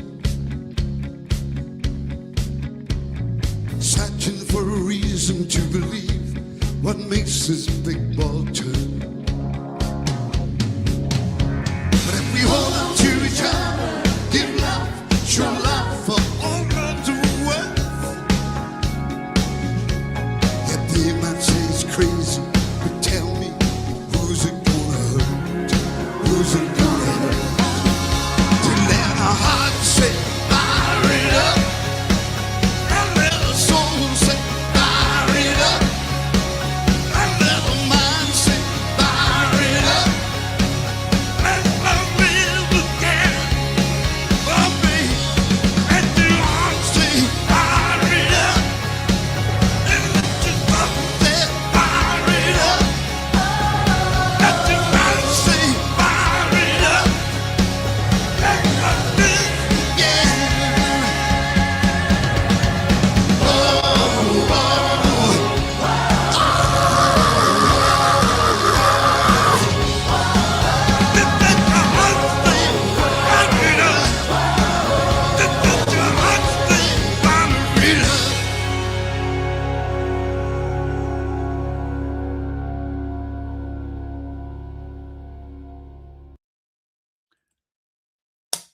Yeah. Yeah. Joe Cocker and Fire It Up. What a track, Pete. Did you like that? Yeah, not bad. Not bad. I thought he was was great. dead, to be honest. Can you check? I thought that as well. I don't know how old that track is, but okay. I'm glad Let me Sparky enjoyed it. See, Sparky's a guitar man. He knows. But I think that was probably AI crap. I would agree to with Spanish. He died in 2014. 2014, so it's quite an old track, yeah. Unless that was AI and they brought him back, Pete. He died of lung cancer. Well, I'm not surprised. He was a bit. I don't know. I don't know if he was this. I think he probably was a smoker. He sounded like he sung. Yeah, you like, need that for the voice, I think. Yeah. You'd be a good singer, Pete, because you smoke a lot. Yeah. Cough it up. You never know. There might be a gold watch there. Yeah. And talking of aging, Pete, why more under 50s are being diagnosed with cancer than earlier generations? I bet you don't know that. Yeah. I'm sure that this has got nothing to do with it, has it? Nothing to do with the 3 dart challenge that they gave out in lockdown. A new study led by researchers at Washington University School of Medicine and published in Nature Medicine revealed that younger generations are experiencing accelerated biological aging compared to their parents, a trend linked to a rising incidence of early onset cancer. The analysis of blood samples from over 164,000 adults in the UK and US showed that individuals born between 65 and 74 had a systemic biological age in 23% of a standard deviation higher than those born between 1950 and 54. Similarly, US participants born between 1990 and 99 showed aging 92% of standard deviation higher than those born between 65 and 69. 92% more aging, increased cancer risk. The gap between biological and chronological age correlates with an 8% higher rise of early onset solid cancers, right, rising to 15% for those with the most advanced systemic aging. This includes lung, gastrointestinal, and uterine cancers. Faster aging of the immune system was specifically associated with early onset lung cancer, whilst accelerated aging of fat tissue was linked to early onset colorectal cancer. The findings suggest that modern environmental and lifestyle factors are causing cellular wear and tear to accumulate faster in recent cohorts. Researchers aim to use biological age metrics to identify high-risk individuals for personalized prevention and earlier detection strategies. Well, I know a good strategy, and that is don't put something in your arm or don't take a tablet that the doctor might want to give you, because you might accelerate your age, Pete. Would you agree? Yeah, sure. Yeah. I think there's, I mean, when I look in the food and all the things, right? Yeah. They're so, trying to kill us. Guys, they're trying to kill us. I know they they don't want us on the planet, basically. No, but and this is sick and miserable. This is why you've got to take every precaution you can. If you want to still stick around on this planet, right, and you want to call Peter cunt, right, you need to take as many strategies as you can to stay healthy, eat good food, watch Health Freedom UK, like and subscribe, and go to the healthfreedomuk.co.uk store and buy yourself some of this wonderful stuff. Yes, get yourself. Yes, because you need salve. Hang on. If you wish to support the channel and get some pain-relieving salve in the process, send me an email to cbd-salve@hotmail.com, and I won't feel the need to kidnap you or kill your cat. If you wish to support... Oh, not again. Oh, you blew it, Pete. Yeah, sorry. For a second now, I thought we was doing the professional. Don't forget, coming up, it's this. Where is it? Where is it gone? I don't know. I can't see it. What are you talking about? Why can't I see it? Have you hidden it from me or something? I don't know. Is it the It's dental? right- Is it the It's right up breastfeeding? there, isn't it? Is it the wedding? I'm having the same. No. I was going to do the. I'll just do this. Pete, you're such a cunt. You really. I'm trying to help. No, I know, but I was just looking for. I don't know why, but I was looking for the one about the quiz of the week, and I can't get to it now for some reason. I'm having the same problem Cookie was. Maybe the quiz of the week. Hang on. Yeah. 90%, 100%. There we are. I don't know why. I can scroll still. I can't get to it. I don't know what the hell's happened there. So you kind of were looking for this one then.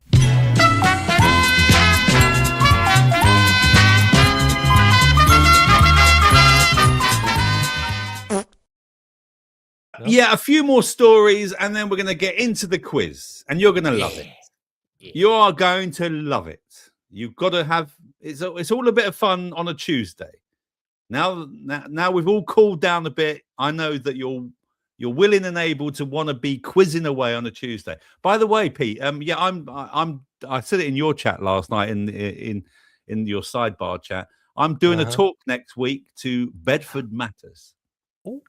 These silly people have invited me to do a chat about my show here, about electroculture, about growing food and the importance of health and nutrition and the importance of community.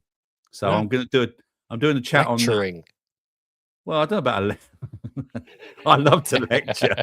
I do it every Tuesday. Are you gonna do a quiz at the end? Should do, shouldn't I? Actually? Yeah. I should take along a quiz. Actually, that's a good idea. I think I might do that. I think I might do that. Pens and papers at the ready. It's like going back to school, isn't it? It's really weird why I can't see all that. I think my things have gone. If you pardon the pun, I can see a lot of memes and stuff you probably cannot play, but I don't know. I don't know what's going on. Anyway, moving on. The importance of breastfeeding. Yes. Oh. Exclusive breastfeeding for the first 6 months may modestly reduce ADHD symptoms in children, study finds. You don't say. I mean, I've said this for years, Pete. What? Breast is best, isn't it? And you ought to know, Pete, you're a bit obsessed with them. I'm an adult and I got ADHD and breasts do work. Yeah. Exclusive breastfeeding. Shut up and listen. Exclusively breastfeeding for up to 6 months is linked to a modest reduction in ADHD symptoms in children, according to a large-scale study published in the Biological Psychiatry by researchers of the University of Bergen. The research analyzed data from 36,000 families in the Norwegian mother, father, and child cohort study, tracking children up to the age of 8. And the key findings was there is a dose-response relationship where each additional month of exclusive breastfeeding correlates with lower ADHD symptom scores at ages 3, 5, and 8. The effect was observed in both boys and girls, remained significant after adjusting for genetic predispositions and social economic factors. The study suggests that components in breast milk may support early brain development and neuroplasticity, offering a protective association rather than the guaranteed prevention of ADHD. As an observational study, it cannot prove causality, other environmental factors or behavioral factors may also influence the results.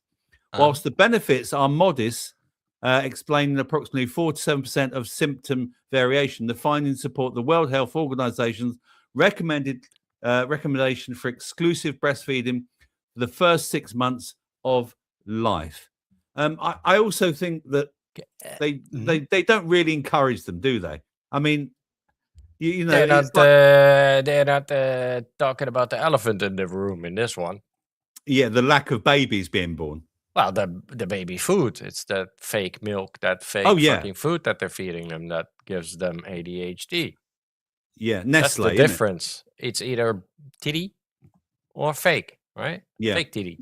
Yeah. Or if the parent, I mean, So, look, I always seems obvious. Breast milk has always been known to be best, but I think that mothers are encouraged to also give up more easily to not breastfeed. I feel as well, and also there's that whole pressure on women to get back to work as quickly as possible.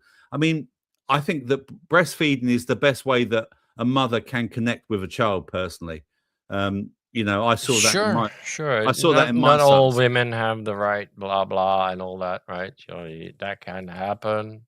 Yeah. But yeah, sure. You should Yeah. always prefer that one, the natural way. Yeah. Yeah. Always. What they, Because what I they, think the ADHD thing, that's an argument as well. What the fuck is ADHD in the first place, right? How the fuck did that happen? Because that didn't exist in the fucking 60s and before, right? So something changed. I think you just have to look at the E numbers. Well, yeah. Does it say anything about helping an old guy in his 70s? I will be willing to sign up for the testing. I'm just that kind of helpful person. Yep. Yeah, Sparky. I'm sure there's a few people that would volunteer, mate. Yeah, Pete would be one, and so would Titty Ricky. He'd be one as well. Where is he tonight? He's disappeared, hasn't he? Well, he's breastfeeding. So yes, breast is best if you can get it. Thank you very much. Another one here for. Oh, let me get rid of Mr. Cocker. Let me remove him from the studio. Oh, Black Cocker. And here's another one again. Warning over mysterious tooth condition affecting millions of children. Molar incisor hypermineralization is almost as common as tooth decay now. What? So yeah, so this is this new condition. The dental condition causing children's teeth to become discolored and crumble is known as molar incisor hypomineralization, often nicknamed chalk teeth. It affects 1 in 6 children in the UK and up to 1 in 3 in Scandinavia, with prevalence rising significantly since it was first recognized in the 1980s. The condition is caused by disruption in enamel formation during early childhood, typically between birth and age 2, when the first permanent molars and incisors are developing. This results in enamel that is softer, more porous, and has lower mineral content than normal, making teeth vulnerable to rapid decay and structural breakdown. Experts do not fully understand why MIH is increasing, but potential contribution factors include early childhood illness such as high fevers, chicken pox or measles, nothing to do with the jabs, birth complications, including difficult deliveries or C-sections, nothing to do with the jabs, environmental factors like air pollution, chemtrails, or vitamin D deficiency, chemtrails, genetic susceptibility in some children. Unlike traditional tooth decay, MIH is not caused by poor hygiene or sugar consumption. Because the enamel defects are present before the teeth erupt, the condition cannot currently be prevented. Though early diagnosis allows for treatments like sealants or crowns to manage sensitivity and decay. Well, there you go. You can. How about having a dentist in the first place? How about not putting fluoride in the water, Pete? Yeah. Well, that didn't work apparently. You know, well, yeah, they've been putting fluoride in the water. So why have we now got this prevalence going? Well, more fluoride. We need more. More fluoride. More. Pete, did you know? No. That government agencies were involved in the hippie movement. The hippie movement, and your mom's favorite band probably helped them. In the 1950s, the CIA bought up the world's supply of LSD. They brought it to the pharmaceutical company Eli Lilly, who reverse engineered it, giving them an unlimited supply and a complete monopoly. Then the testing started. One early volunteer for these tests was Ken Kesey. Kesey wrote a book inspired by this experience, which became a bestseller. Then Kesey went on to host events, which he called acid tests. And he wasn't charging anyone, he just wanted people to show up and do acid.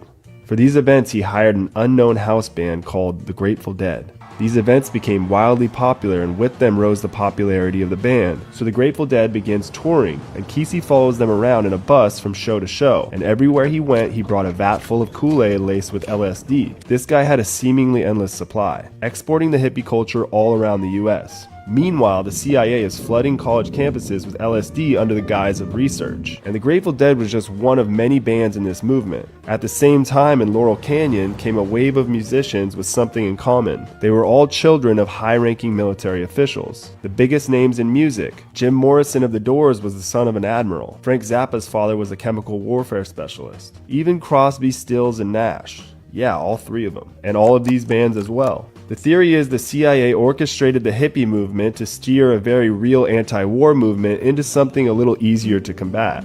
Dissent without teeth. The hippie slogan was literally, turn on, tune in, and drop out. In other words, do acid and remove yourself from society. And a lot of them did drop out of society to go live in communes in the woods. This intersection between hippie culture and the CIA could all be a great big coincidence. Maybe military brats naturally want to rebel. And maybe the CIA was giving away acid because they're chill like that. Or maybe the video ran out. Let's take that. Let's remove that and put us back on. Yeah, that happens. The MK Ultra thing hearings are happening right now. I watched a bit today. Yes, you posted that, didn't you? I did share a link. Yeah, it's quite funny to watch because But actually, I don't know why that stopped, Pete. I don't know why that stopped. I don't no idea why that stopped. Just sometimes. But yeah, the music industry has been infiltrated. We all know it. Mm-hmm. It's now infiltrated by AI, and us playing rubbish songs to go along with Roberto's lovely rhymes. There we go. Yeah, and you play Joe Cocker, and he was part of it. Yeah. What I was going to say to you, Pete, when was the last time you went to a wedding? My sister's. Yeah. Was it expensive to go? Was it? No. No. Well, that's unusual because right now wedding costs are going through the roof. So 1 in 3 wedding guests in the UK are declining invitations due to soaring costs, with the figure rising to 48% for Gen Z and 43% for millennials, according to a recent study. The average cost of attending a single wedding is approximately, now, how much do you think it is? Is it 300, 400, or 500? Give me your answers, chat. Is it?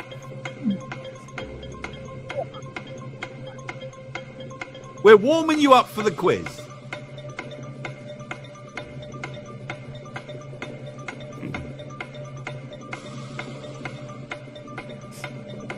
God damn it, it's long. Yeah. Was this long? Yeah, it was.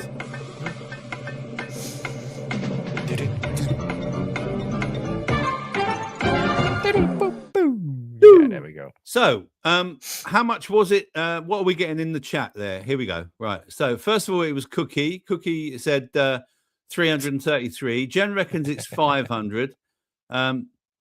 Great wedding breakfast. Michael says 500. Mascara says 500. Wow. Spanish says, I'm paying for some other cunt's wedding. Is that your son, Spanish? Some other cunts. Yeah. I didn't know they could get blood out of a stone, Pete. Well, Rebecca reckons it's 400. Steve says rare. 500. Frank 400. Dustin says, what? Did you not hear me? I'm normally quite loud, Dustin. Stretford, is it Stretford or Stretford Defender? Stretford Defender, 1999. Thank you for joining us. Nice to have you here. Reckons it was 500. Rich T reckons it's 400. And Kitty reckons it's 500. Sparky 4. Roberto 499. Cookie sausages.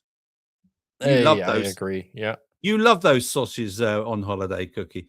So the average cost of attending a person's wedding is £316 per person. Wow. So expenses can exceed £500 when accounting for gifts, accommodation, and attire. Financial strain is particularly acute for destination weddings, where 38% of Brits have declined an invitation in the past year, citing unaffordable transport or accommodation as the primary barrier. To manage the costs, guests are adopting various strategies, cutting back on luxuries, everyday spending and new clothing purchases, staying up all night to avoid overnight stays to eliminate accommodation fees, and renting outfits or making homemade presents instead of buying new ones, using credit cards to spread the cost, or a practice used by over a quarter of guests despite warnings about debt. I mean, how the fuck is this? Has this come to marriage? Like, you know, the money thing. Yeah, I mean, fuck. My son, I'll give an example. My son, he had his wedding up north, okay, in a Greek wedding, Stoke, and it was, and he spent a lot of money on that wedding. Well, just for me to go there, stay the night, presents and stuff like that, I worked it out. It was about 600 quid, so it's about right. Well, you're the daddy, so I can get that. But I am the daddy, yeah. As a guest, like, fucking hell. Yeah, but for guests, it must have cost them, because the problem is that it was quite far away from everyone. You know, most of their friends live south, not north. So therefore, everyone had to stay over and find an Airbnb or a travel lodge or a Premier Inn or something, and that's going to cost you 100 quid just for that. And then you want some nice clothes. You got to spend a bit of wonga at the bar, haven't you? You know, well, Spanish never does. Right? Spanish never does. You know, so are we getting an invite, Spanish, to your son's wedding or your daughter's wedding, or whoever it is? Yeah, we'd like to come and gate crash it, and I hope you'll be having an open bar there. Yeah, Rob can be the DJ. Yeah, I can DJ. Save you some money. Spanish. I know a man, right, that's got lots of records, and he's going to give them to me. Oh, where the fuck are they? You sent them to me. Don't worry, Rob. I'll sort it out. Yeah, don't worry. Don't worry about it. Don't.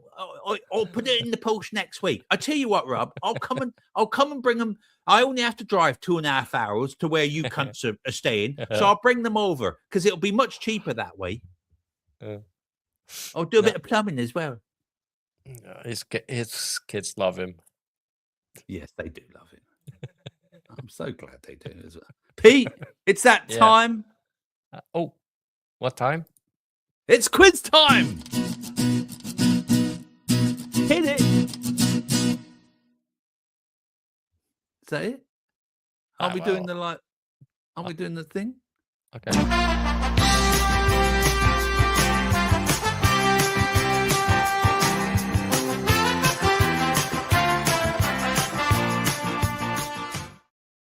Yes, you're all. What? Yes, you're all still here, and he's still queer. And it's that quiz time. It's Tuesday night. And it's time for the quiz of the week. Yay! I'm ready. Yes. So, get your pens and papers ready, and stay awake and keep your scores, because we like to know who won. If I ever remember to ask you, that is. How many questions, Rob? There are, Pete, I'm glad you asked. There are 10 questions with one George bonus. Oh, there you go. Which has got nothing to do with the rest of the quiz, okay? Well, I guess it would be nice. Yeah. Right. Here we go. Question. The Tuesday quiz with not a Dr. Robert. Here we go then. Ready? Fingers on the buzzers. Exactly, Roberto. Fingers on the buzzers. Here we go. This is all about, is it a real town or isn't it the name? You've got to guess the correct name. Okay. So, quiz question 1. Which of these is a real village in the UK? Is it A, Wobbleton? Is it 2, Shitterton? Is it C, Fizzlebrook, or is it D, Crumble End?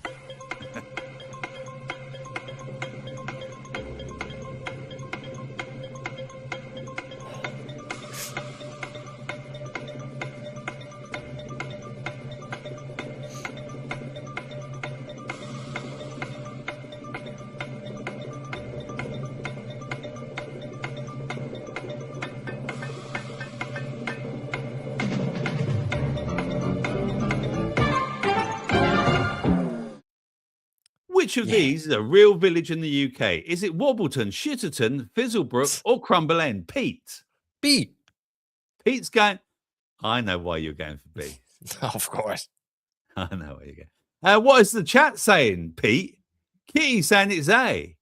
Oh. Roberto saying it's B. Rich T reckons it's A. Manda reckons it's D. Steve says B.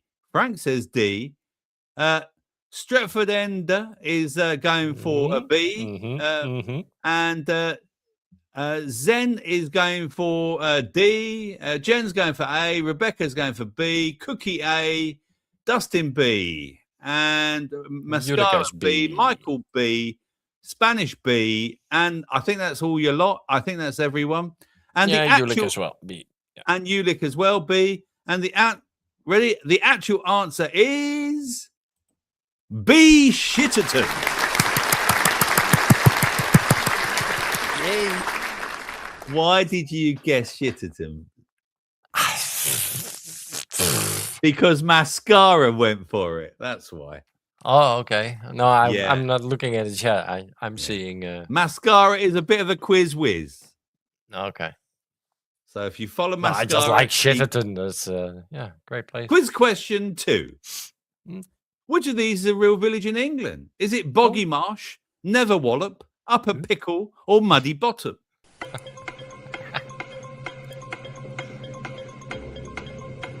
Oh, God. All of them?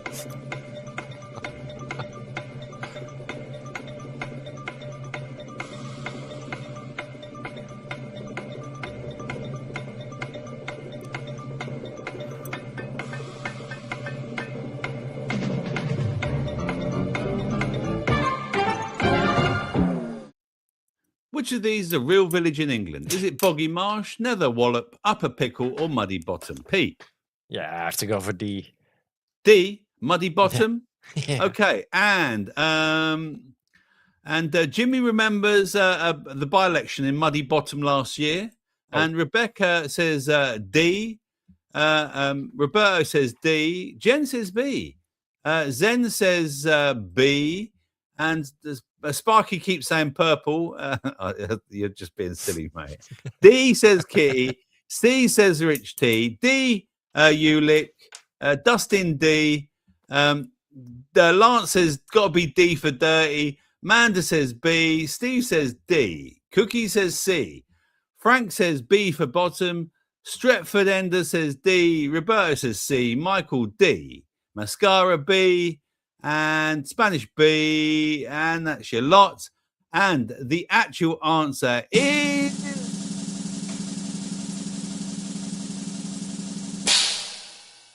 B, Neverwallop.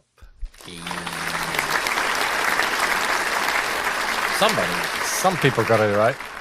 Yes, some people. Oh, that's Mascara. He's getting them right. He knows his towns. He's a clever cunt. He really is. He's a pub quiz hero. He is a bit of an ex-pub quiz man. Right then, question 3. Which of these is a real village in England? Okay. A, Bacon Bury. Is it B, Egg Ham? Is it C, Barton in the Beans? Or D, Toast on Sea?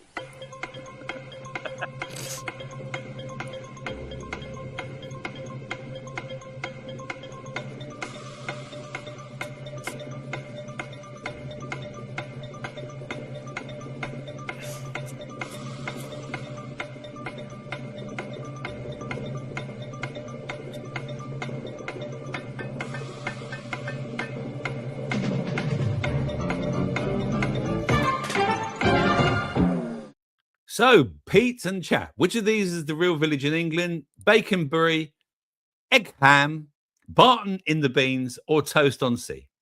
Pete? I'm going for B. You're going for Egg Ham? Yeah. Okay. And the chat. Jimmy's going for Beans because it goes with bottom. Yep. Sparky's gone for B as well. Egham. Yeah. Jenny's gone for B. And Zen says, but want it to be D. Yeah. He's gone for B, but he wants it to be B. There's a lot of B's going on. Ulick B, Amanda B, B.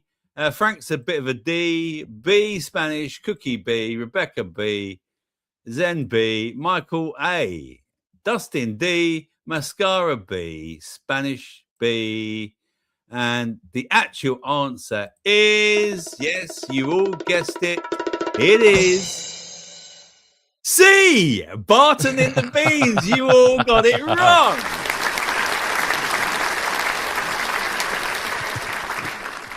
Damn it. No one got that right. I got you, because you thought it was Egham in Surrey, Yeah. or Yeah. because there is an Egham, but it was Egham. You see, tricky. Oh, you can't. Yes. Question 4. Which of these is a real UK village? Is it ugly? Is it oddly? Is it wonkly? Or is it Sillyham?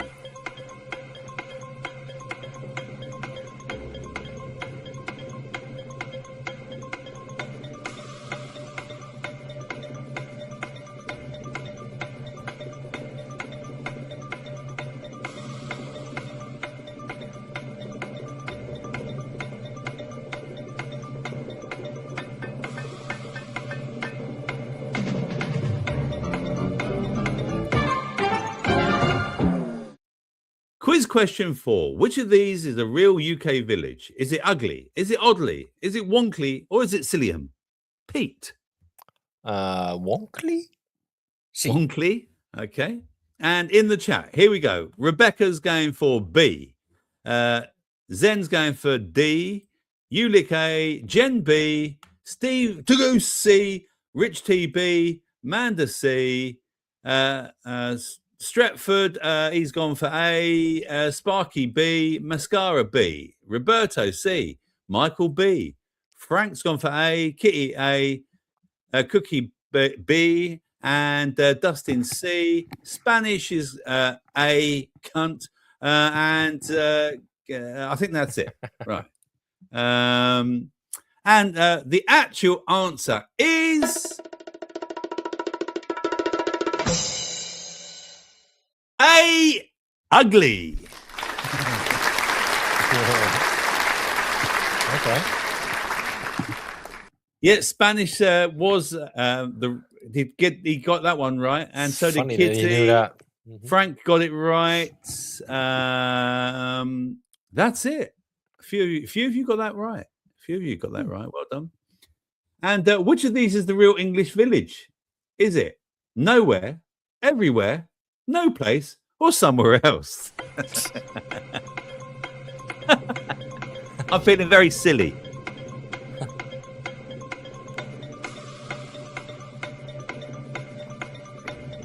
I think there's a song about it, isn't there?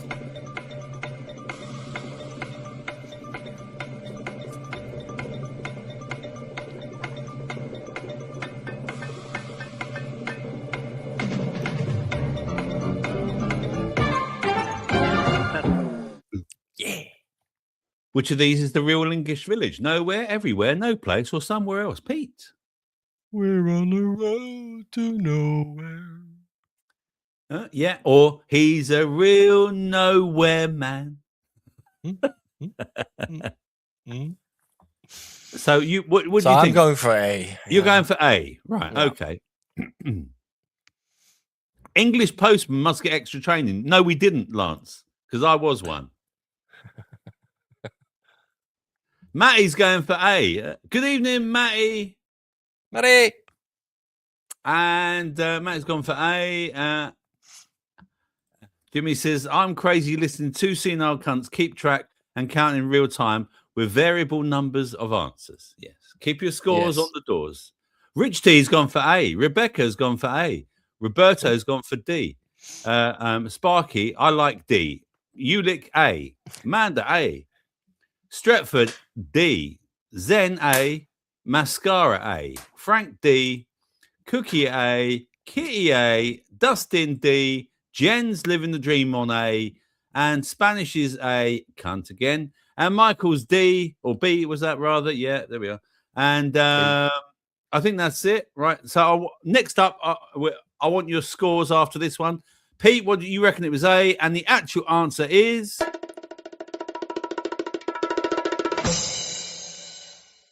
C, no place. Fuck.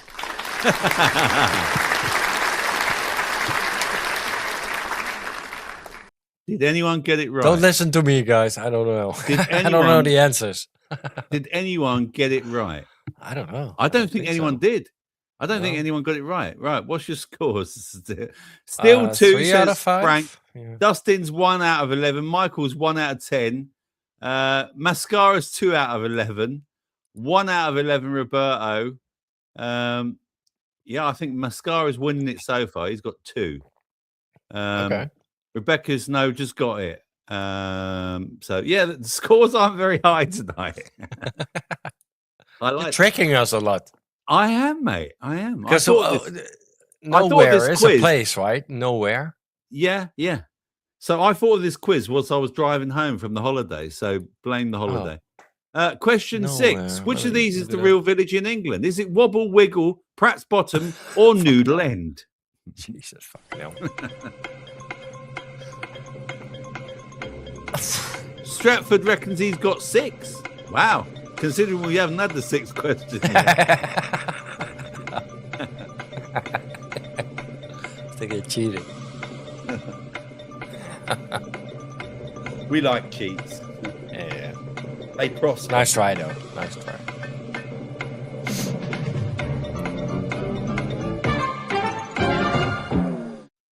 So, which is the real village in England? Is it Wobble Wiggle, Pratt's Bottom, or Noodle End? I think I know that. I can't remember, but I think I know the answer to this one. Pete, what do you think it is? Yeah, Noodle End. You're going for Noodle End. Okay. Yeah. And Steve's going for D, Noodle End. Ulick C, Sparky, going for B. C is the D. That's rather. a D. Sparky. That's not a B. Sorry, yeah, I know. Sorry. Stratford C, Rich T C, A Frank, C Zen, Kitty C, Cookie D, Rebecca C, Spanish C, Roberto C, Dustin C, Michael Madcock C, Mascara C. Are you starting to worry, Pete? He's tricking you again. Pete, I think, I can't remember, but I think it is C. And the actual answer is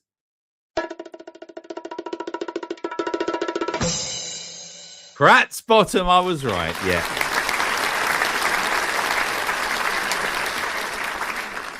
Yeah. Pratt's Bottom. Yeah. So, yeah, there we go. Question 7. Which of these is the real village? Is it Bellythorpe, Finger in Hoe, Handington, or Towville?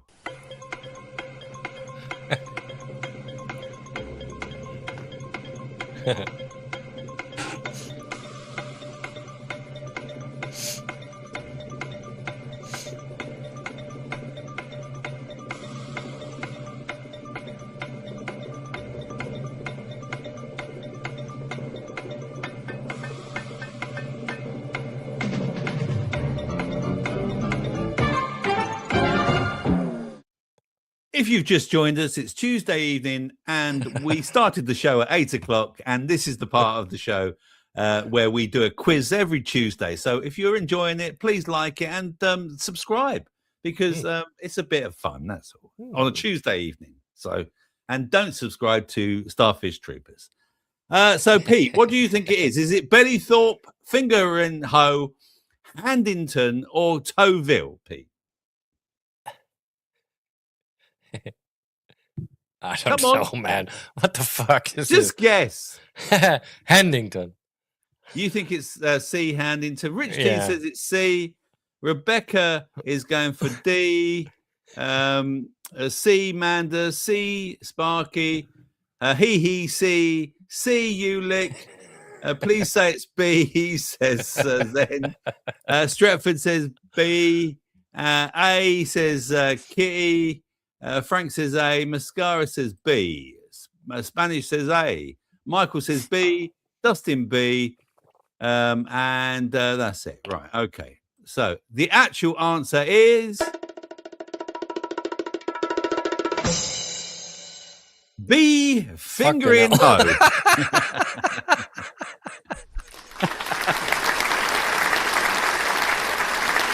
Okay, where is it? Where can I find that place? Stretford got it right. Mascara got it right. Michael got it right, and Dustin got it right as well. Well done, you guys. Well done. Where is it? I want to find it. Right, which of these is a real English village, Pete? Frog Bottom, Scratchy Bottom, Itchy Valley, or Tickly Hill? Cookie will know this one.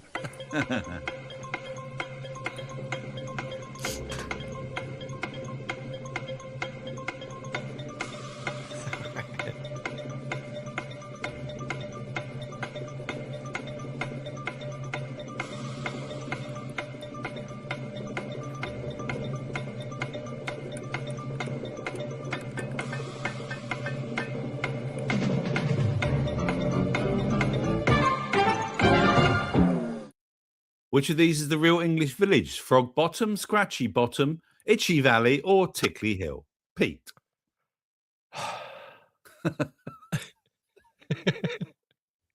A. I think that's a good guess, Pete. I think that's a good guess. Rebecca's gone for C. Ulick's gone for D. Sparky's A. Zen's A. Rich TD. Stretford A. Roberto A. Frank's going for C. Kitty's going for B. Cookie's going for C. Jen's living the dream on A. Dustin C. Manda B. Spanish A. Michael A. Mascara B. And that's your lot. And the actual answer is B. Scratchy Bottom. Love it. Give yourselves a round of applause. Yeah. And Fingering Hoe is in Colchester. There you are. Essex. Yes. Well, it would be, wouldn't it?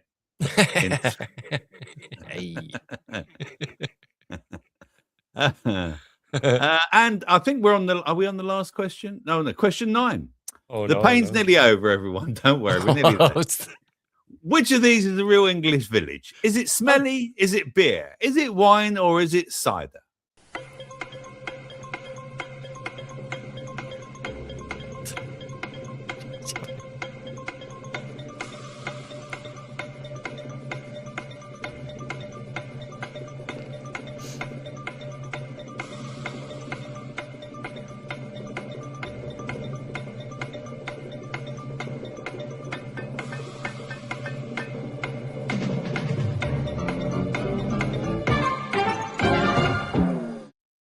Two more to go. We've got one more after this, and then the Big George question, and then we're out here. So, which of these is the real English village? Smelly, beer, wine, cider, Pete. A. Pete's going for smelly. Jimmy's gone for smelly. Amanda's gone for D. Matt's gone for C. Sparky's gone for A. Stretford's gone for B. Zen's gone for C. Ulick C. Steve. D, B, D, Rebecca A, Rich T, B, Nitsud A, Cookie C, Frank A, B, Jen, and D, Roberto, Mascara B, Michael A, and Spanish B. There we are. Okay. So, the actual answer is B for beer. Yes. There we go. How original. And last of the question before the George one. Which of these is the real UK village? Is it Silly Goose? Silly Goose. Is it Chicken End? Is it Chicken End? Or is it Ducklington? It's not Steve Goose. It's Silly Pat Goose. the Twat. Pat the Twat. Pat the or Twat. Chicken. Yeah, and who's Spanish Duckling? chicken. Yes. Hello, pussycat. Yeah.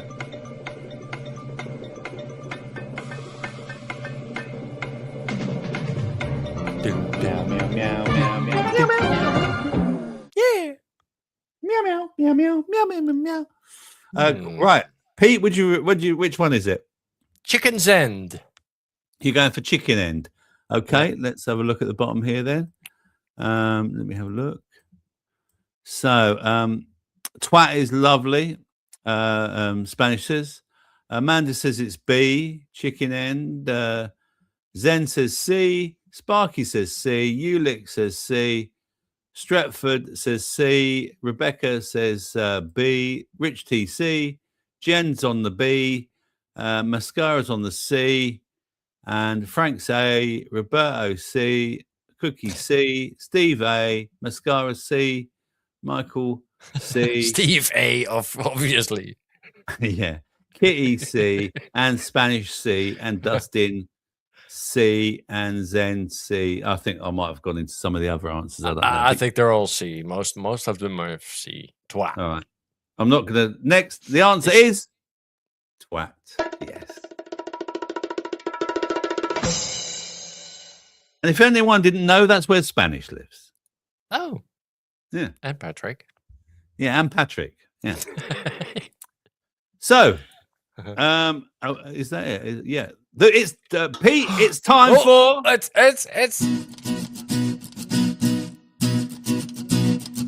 Well, I guess it would be nice to give you the George Michael question.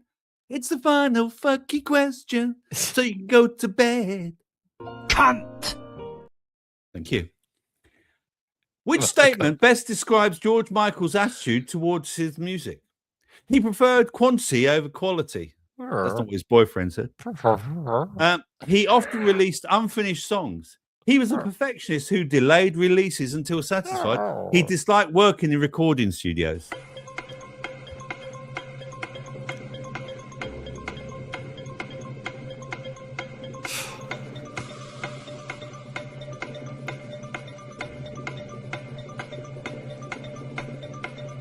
Oh yeah, pussy. Oh yeah. Oh yeah. Meow.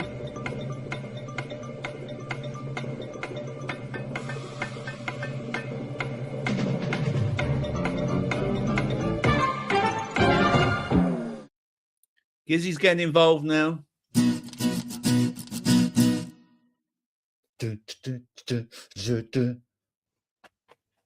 Love you, pussycat. So, Pete, what do you reckon it was? Which statement best described George's attitude towards music? Did he prefer quantity over quantity, quality over quantity? He often released unfinished songs. He's a perfectionist who delayed release until satisfied. Oh, he disliked working in recording studios. Pete. C. You're going for C. He's a perfectionist. And the chat is going for Manda went for A. Rich T, C. Ulick, C. Rebecca, C. Sparky, D. C, says Jen. Stratford, D. Cookie, C. Frank, C. D. Kitty. Michael, C. Spanish, D. Mascara, D. Dustin, D. He was gay. You're right, Cookie. He was. Yes. The actual answer was he was a perfectionist who delayed until satisfied. Give me your scores. I think I got 5. Yay! I got 5, I think.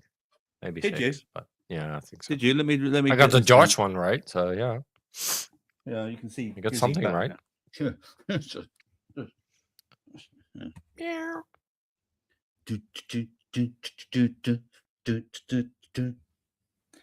Right. No. Yeah, done now. Too late. So, what's your scores? Come on. Have we got a winner, Pete? Look, help me here, Pete. Come on, you're the producer. Rich T got 4. Do we have a winner? 4, 10, 4, 11? Zen got 4. I got 1, says Sparky. 4, 2, 7, Rich T got 4. Zen 4. Ulick says he got 5. Michael Frank got 5. 3. Spanish got 4 or 5. Kitty reckons she got 5. Mascara 7 out. He's a 7-11 man again. So, it looks like it's him again. It's the fucking. Yeah. It's him and his Derek. It looks like him and Derek have won again. Stretford Ender. No, Stretford Ender won. He got 12.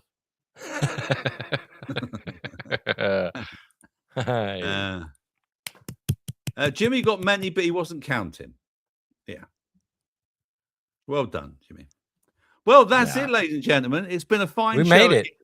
We've made it. It's only 7 minutes past 10, and the football's just started. If you're interested, no, most people aren't. Listen, thank you so much, and any new people that's joined us, please remember, like the show, subscribe if you just stumbled across us. We are here every Tuesday because we just want to be, and we love chatting to you lot and bringing you health news and other bits and pieces and odds and bobs of things that go on, around the world. A bit like this. No, I won't do that. Anyway, listen, remember, they may come as good as you, but they don't come any better. Pete, do you want to say anything? You're a cunt. Thank you. I'll leave you with my AI Slop. And after chat link is in the shows. Don't forget, like and subscribe, okay? Here's more AI Slop that I put together. Love you all and love each other. Love each other. Bye-bye.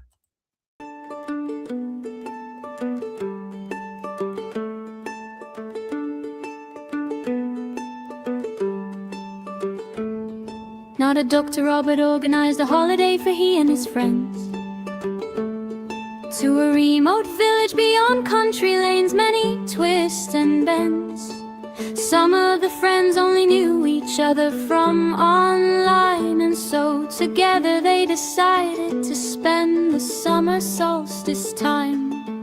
First came Rob, whose organizational skills and patience meant he did a brilliant job. And then there was his co-pilot Kitty, both strong and pretty, not about to take any shit or to treat anyone shitty. Oh, then there was the matriarch Paula, whose sense of humor was contagious and satisfyingly outrageous. There was the patriarch Cookie, calm and clear, wizard of the cave, occupier of the sun girl on Weymouth Pier. Martin played his instruments and sang at just the right time, his music even better in real life than online. Rich was a master chef, his gas barbecue skills were the best, and his curry was very nice. It had just the right amount of spice. Patrick was a wild card and a fire spark, doing his best to have a lark.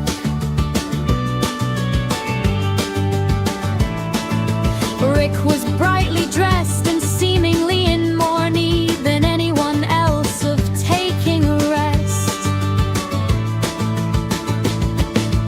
Angie was a special guest, a fish Robert and Kitty caught from the sea.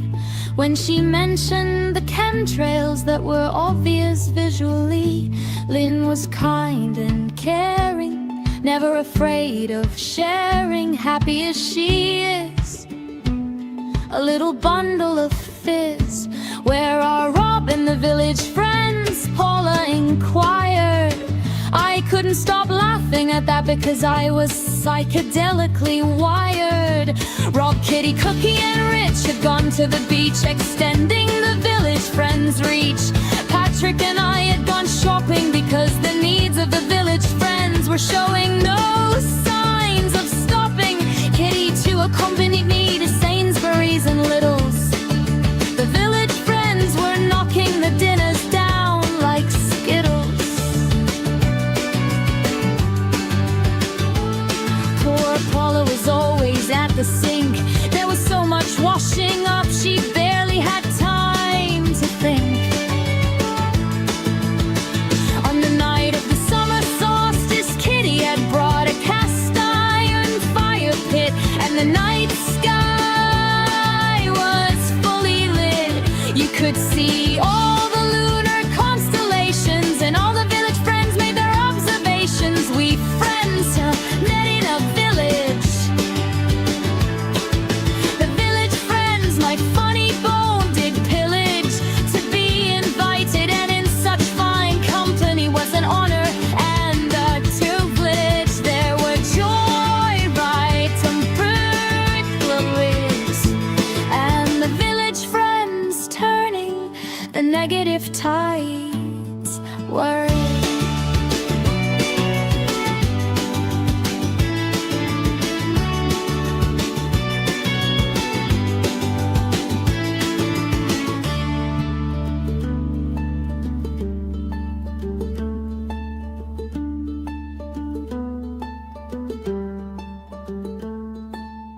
I'm in love with him and I intend to marry him.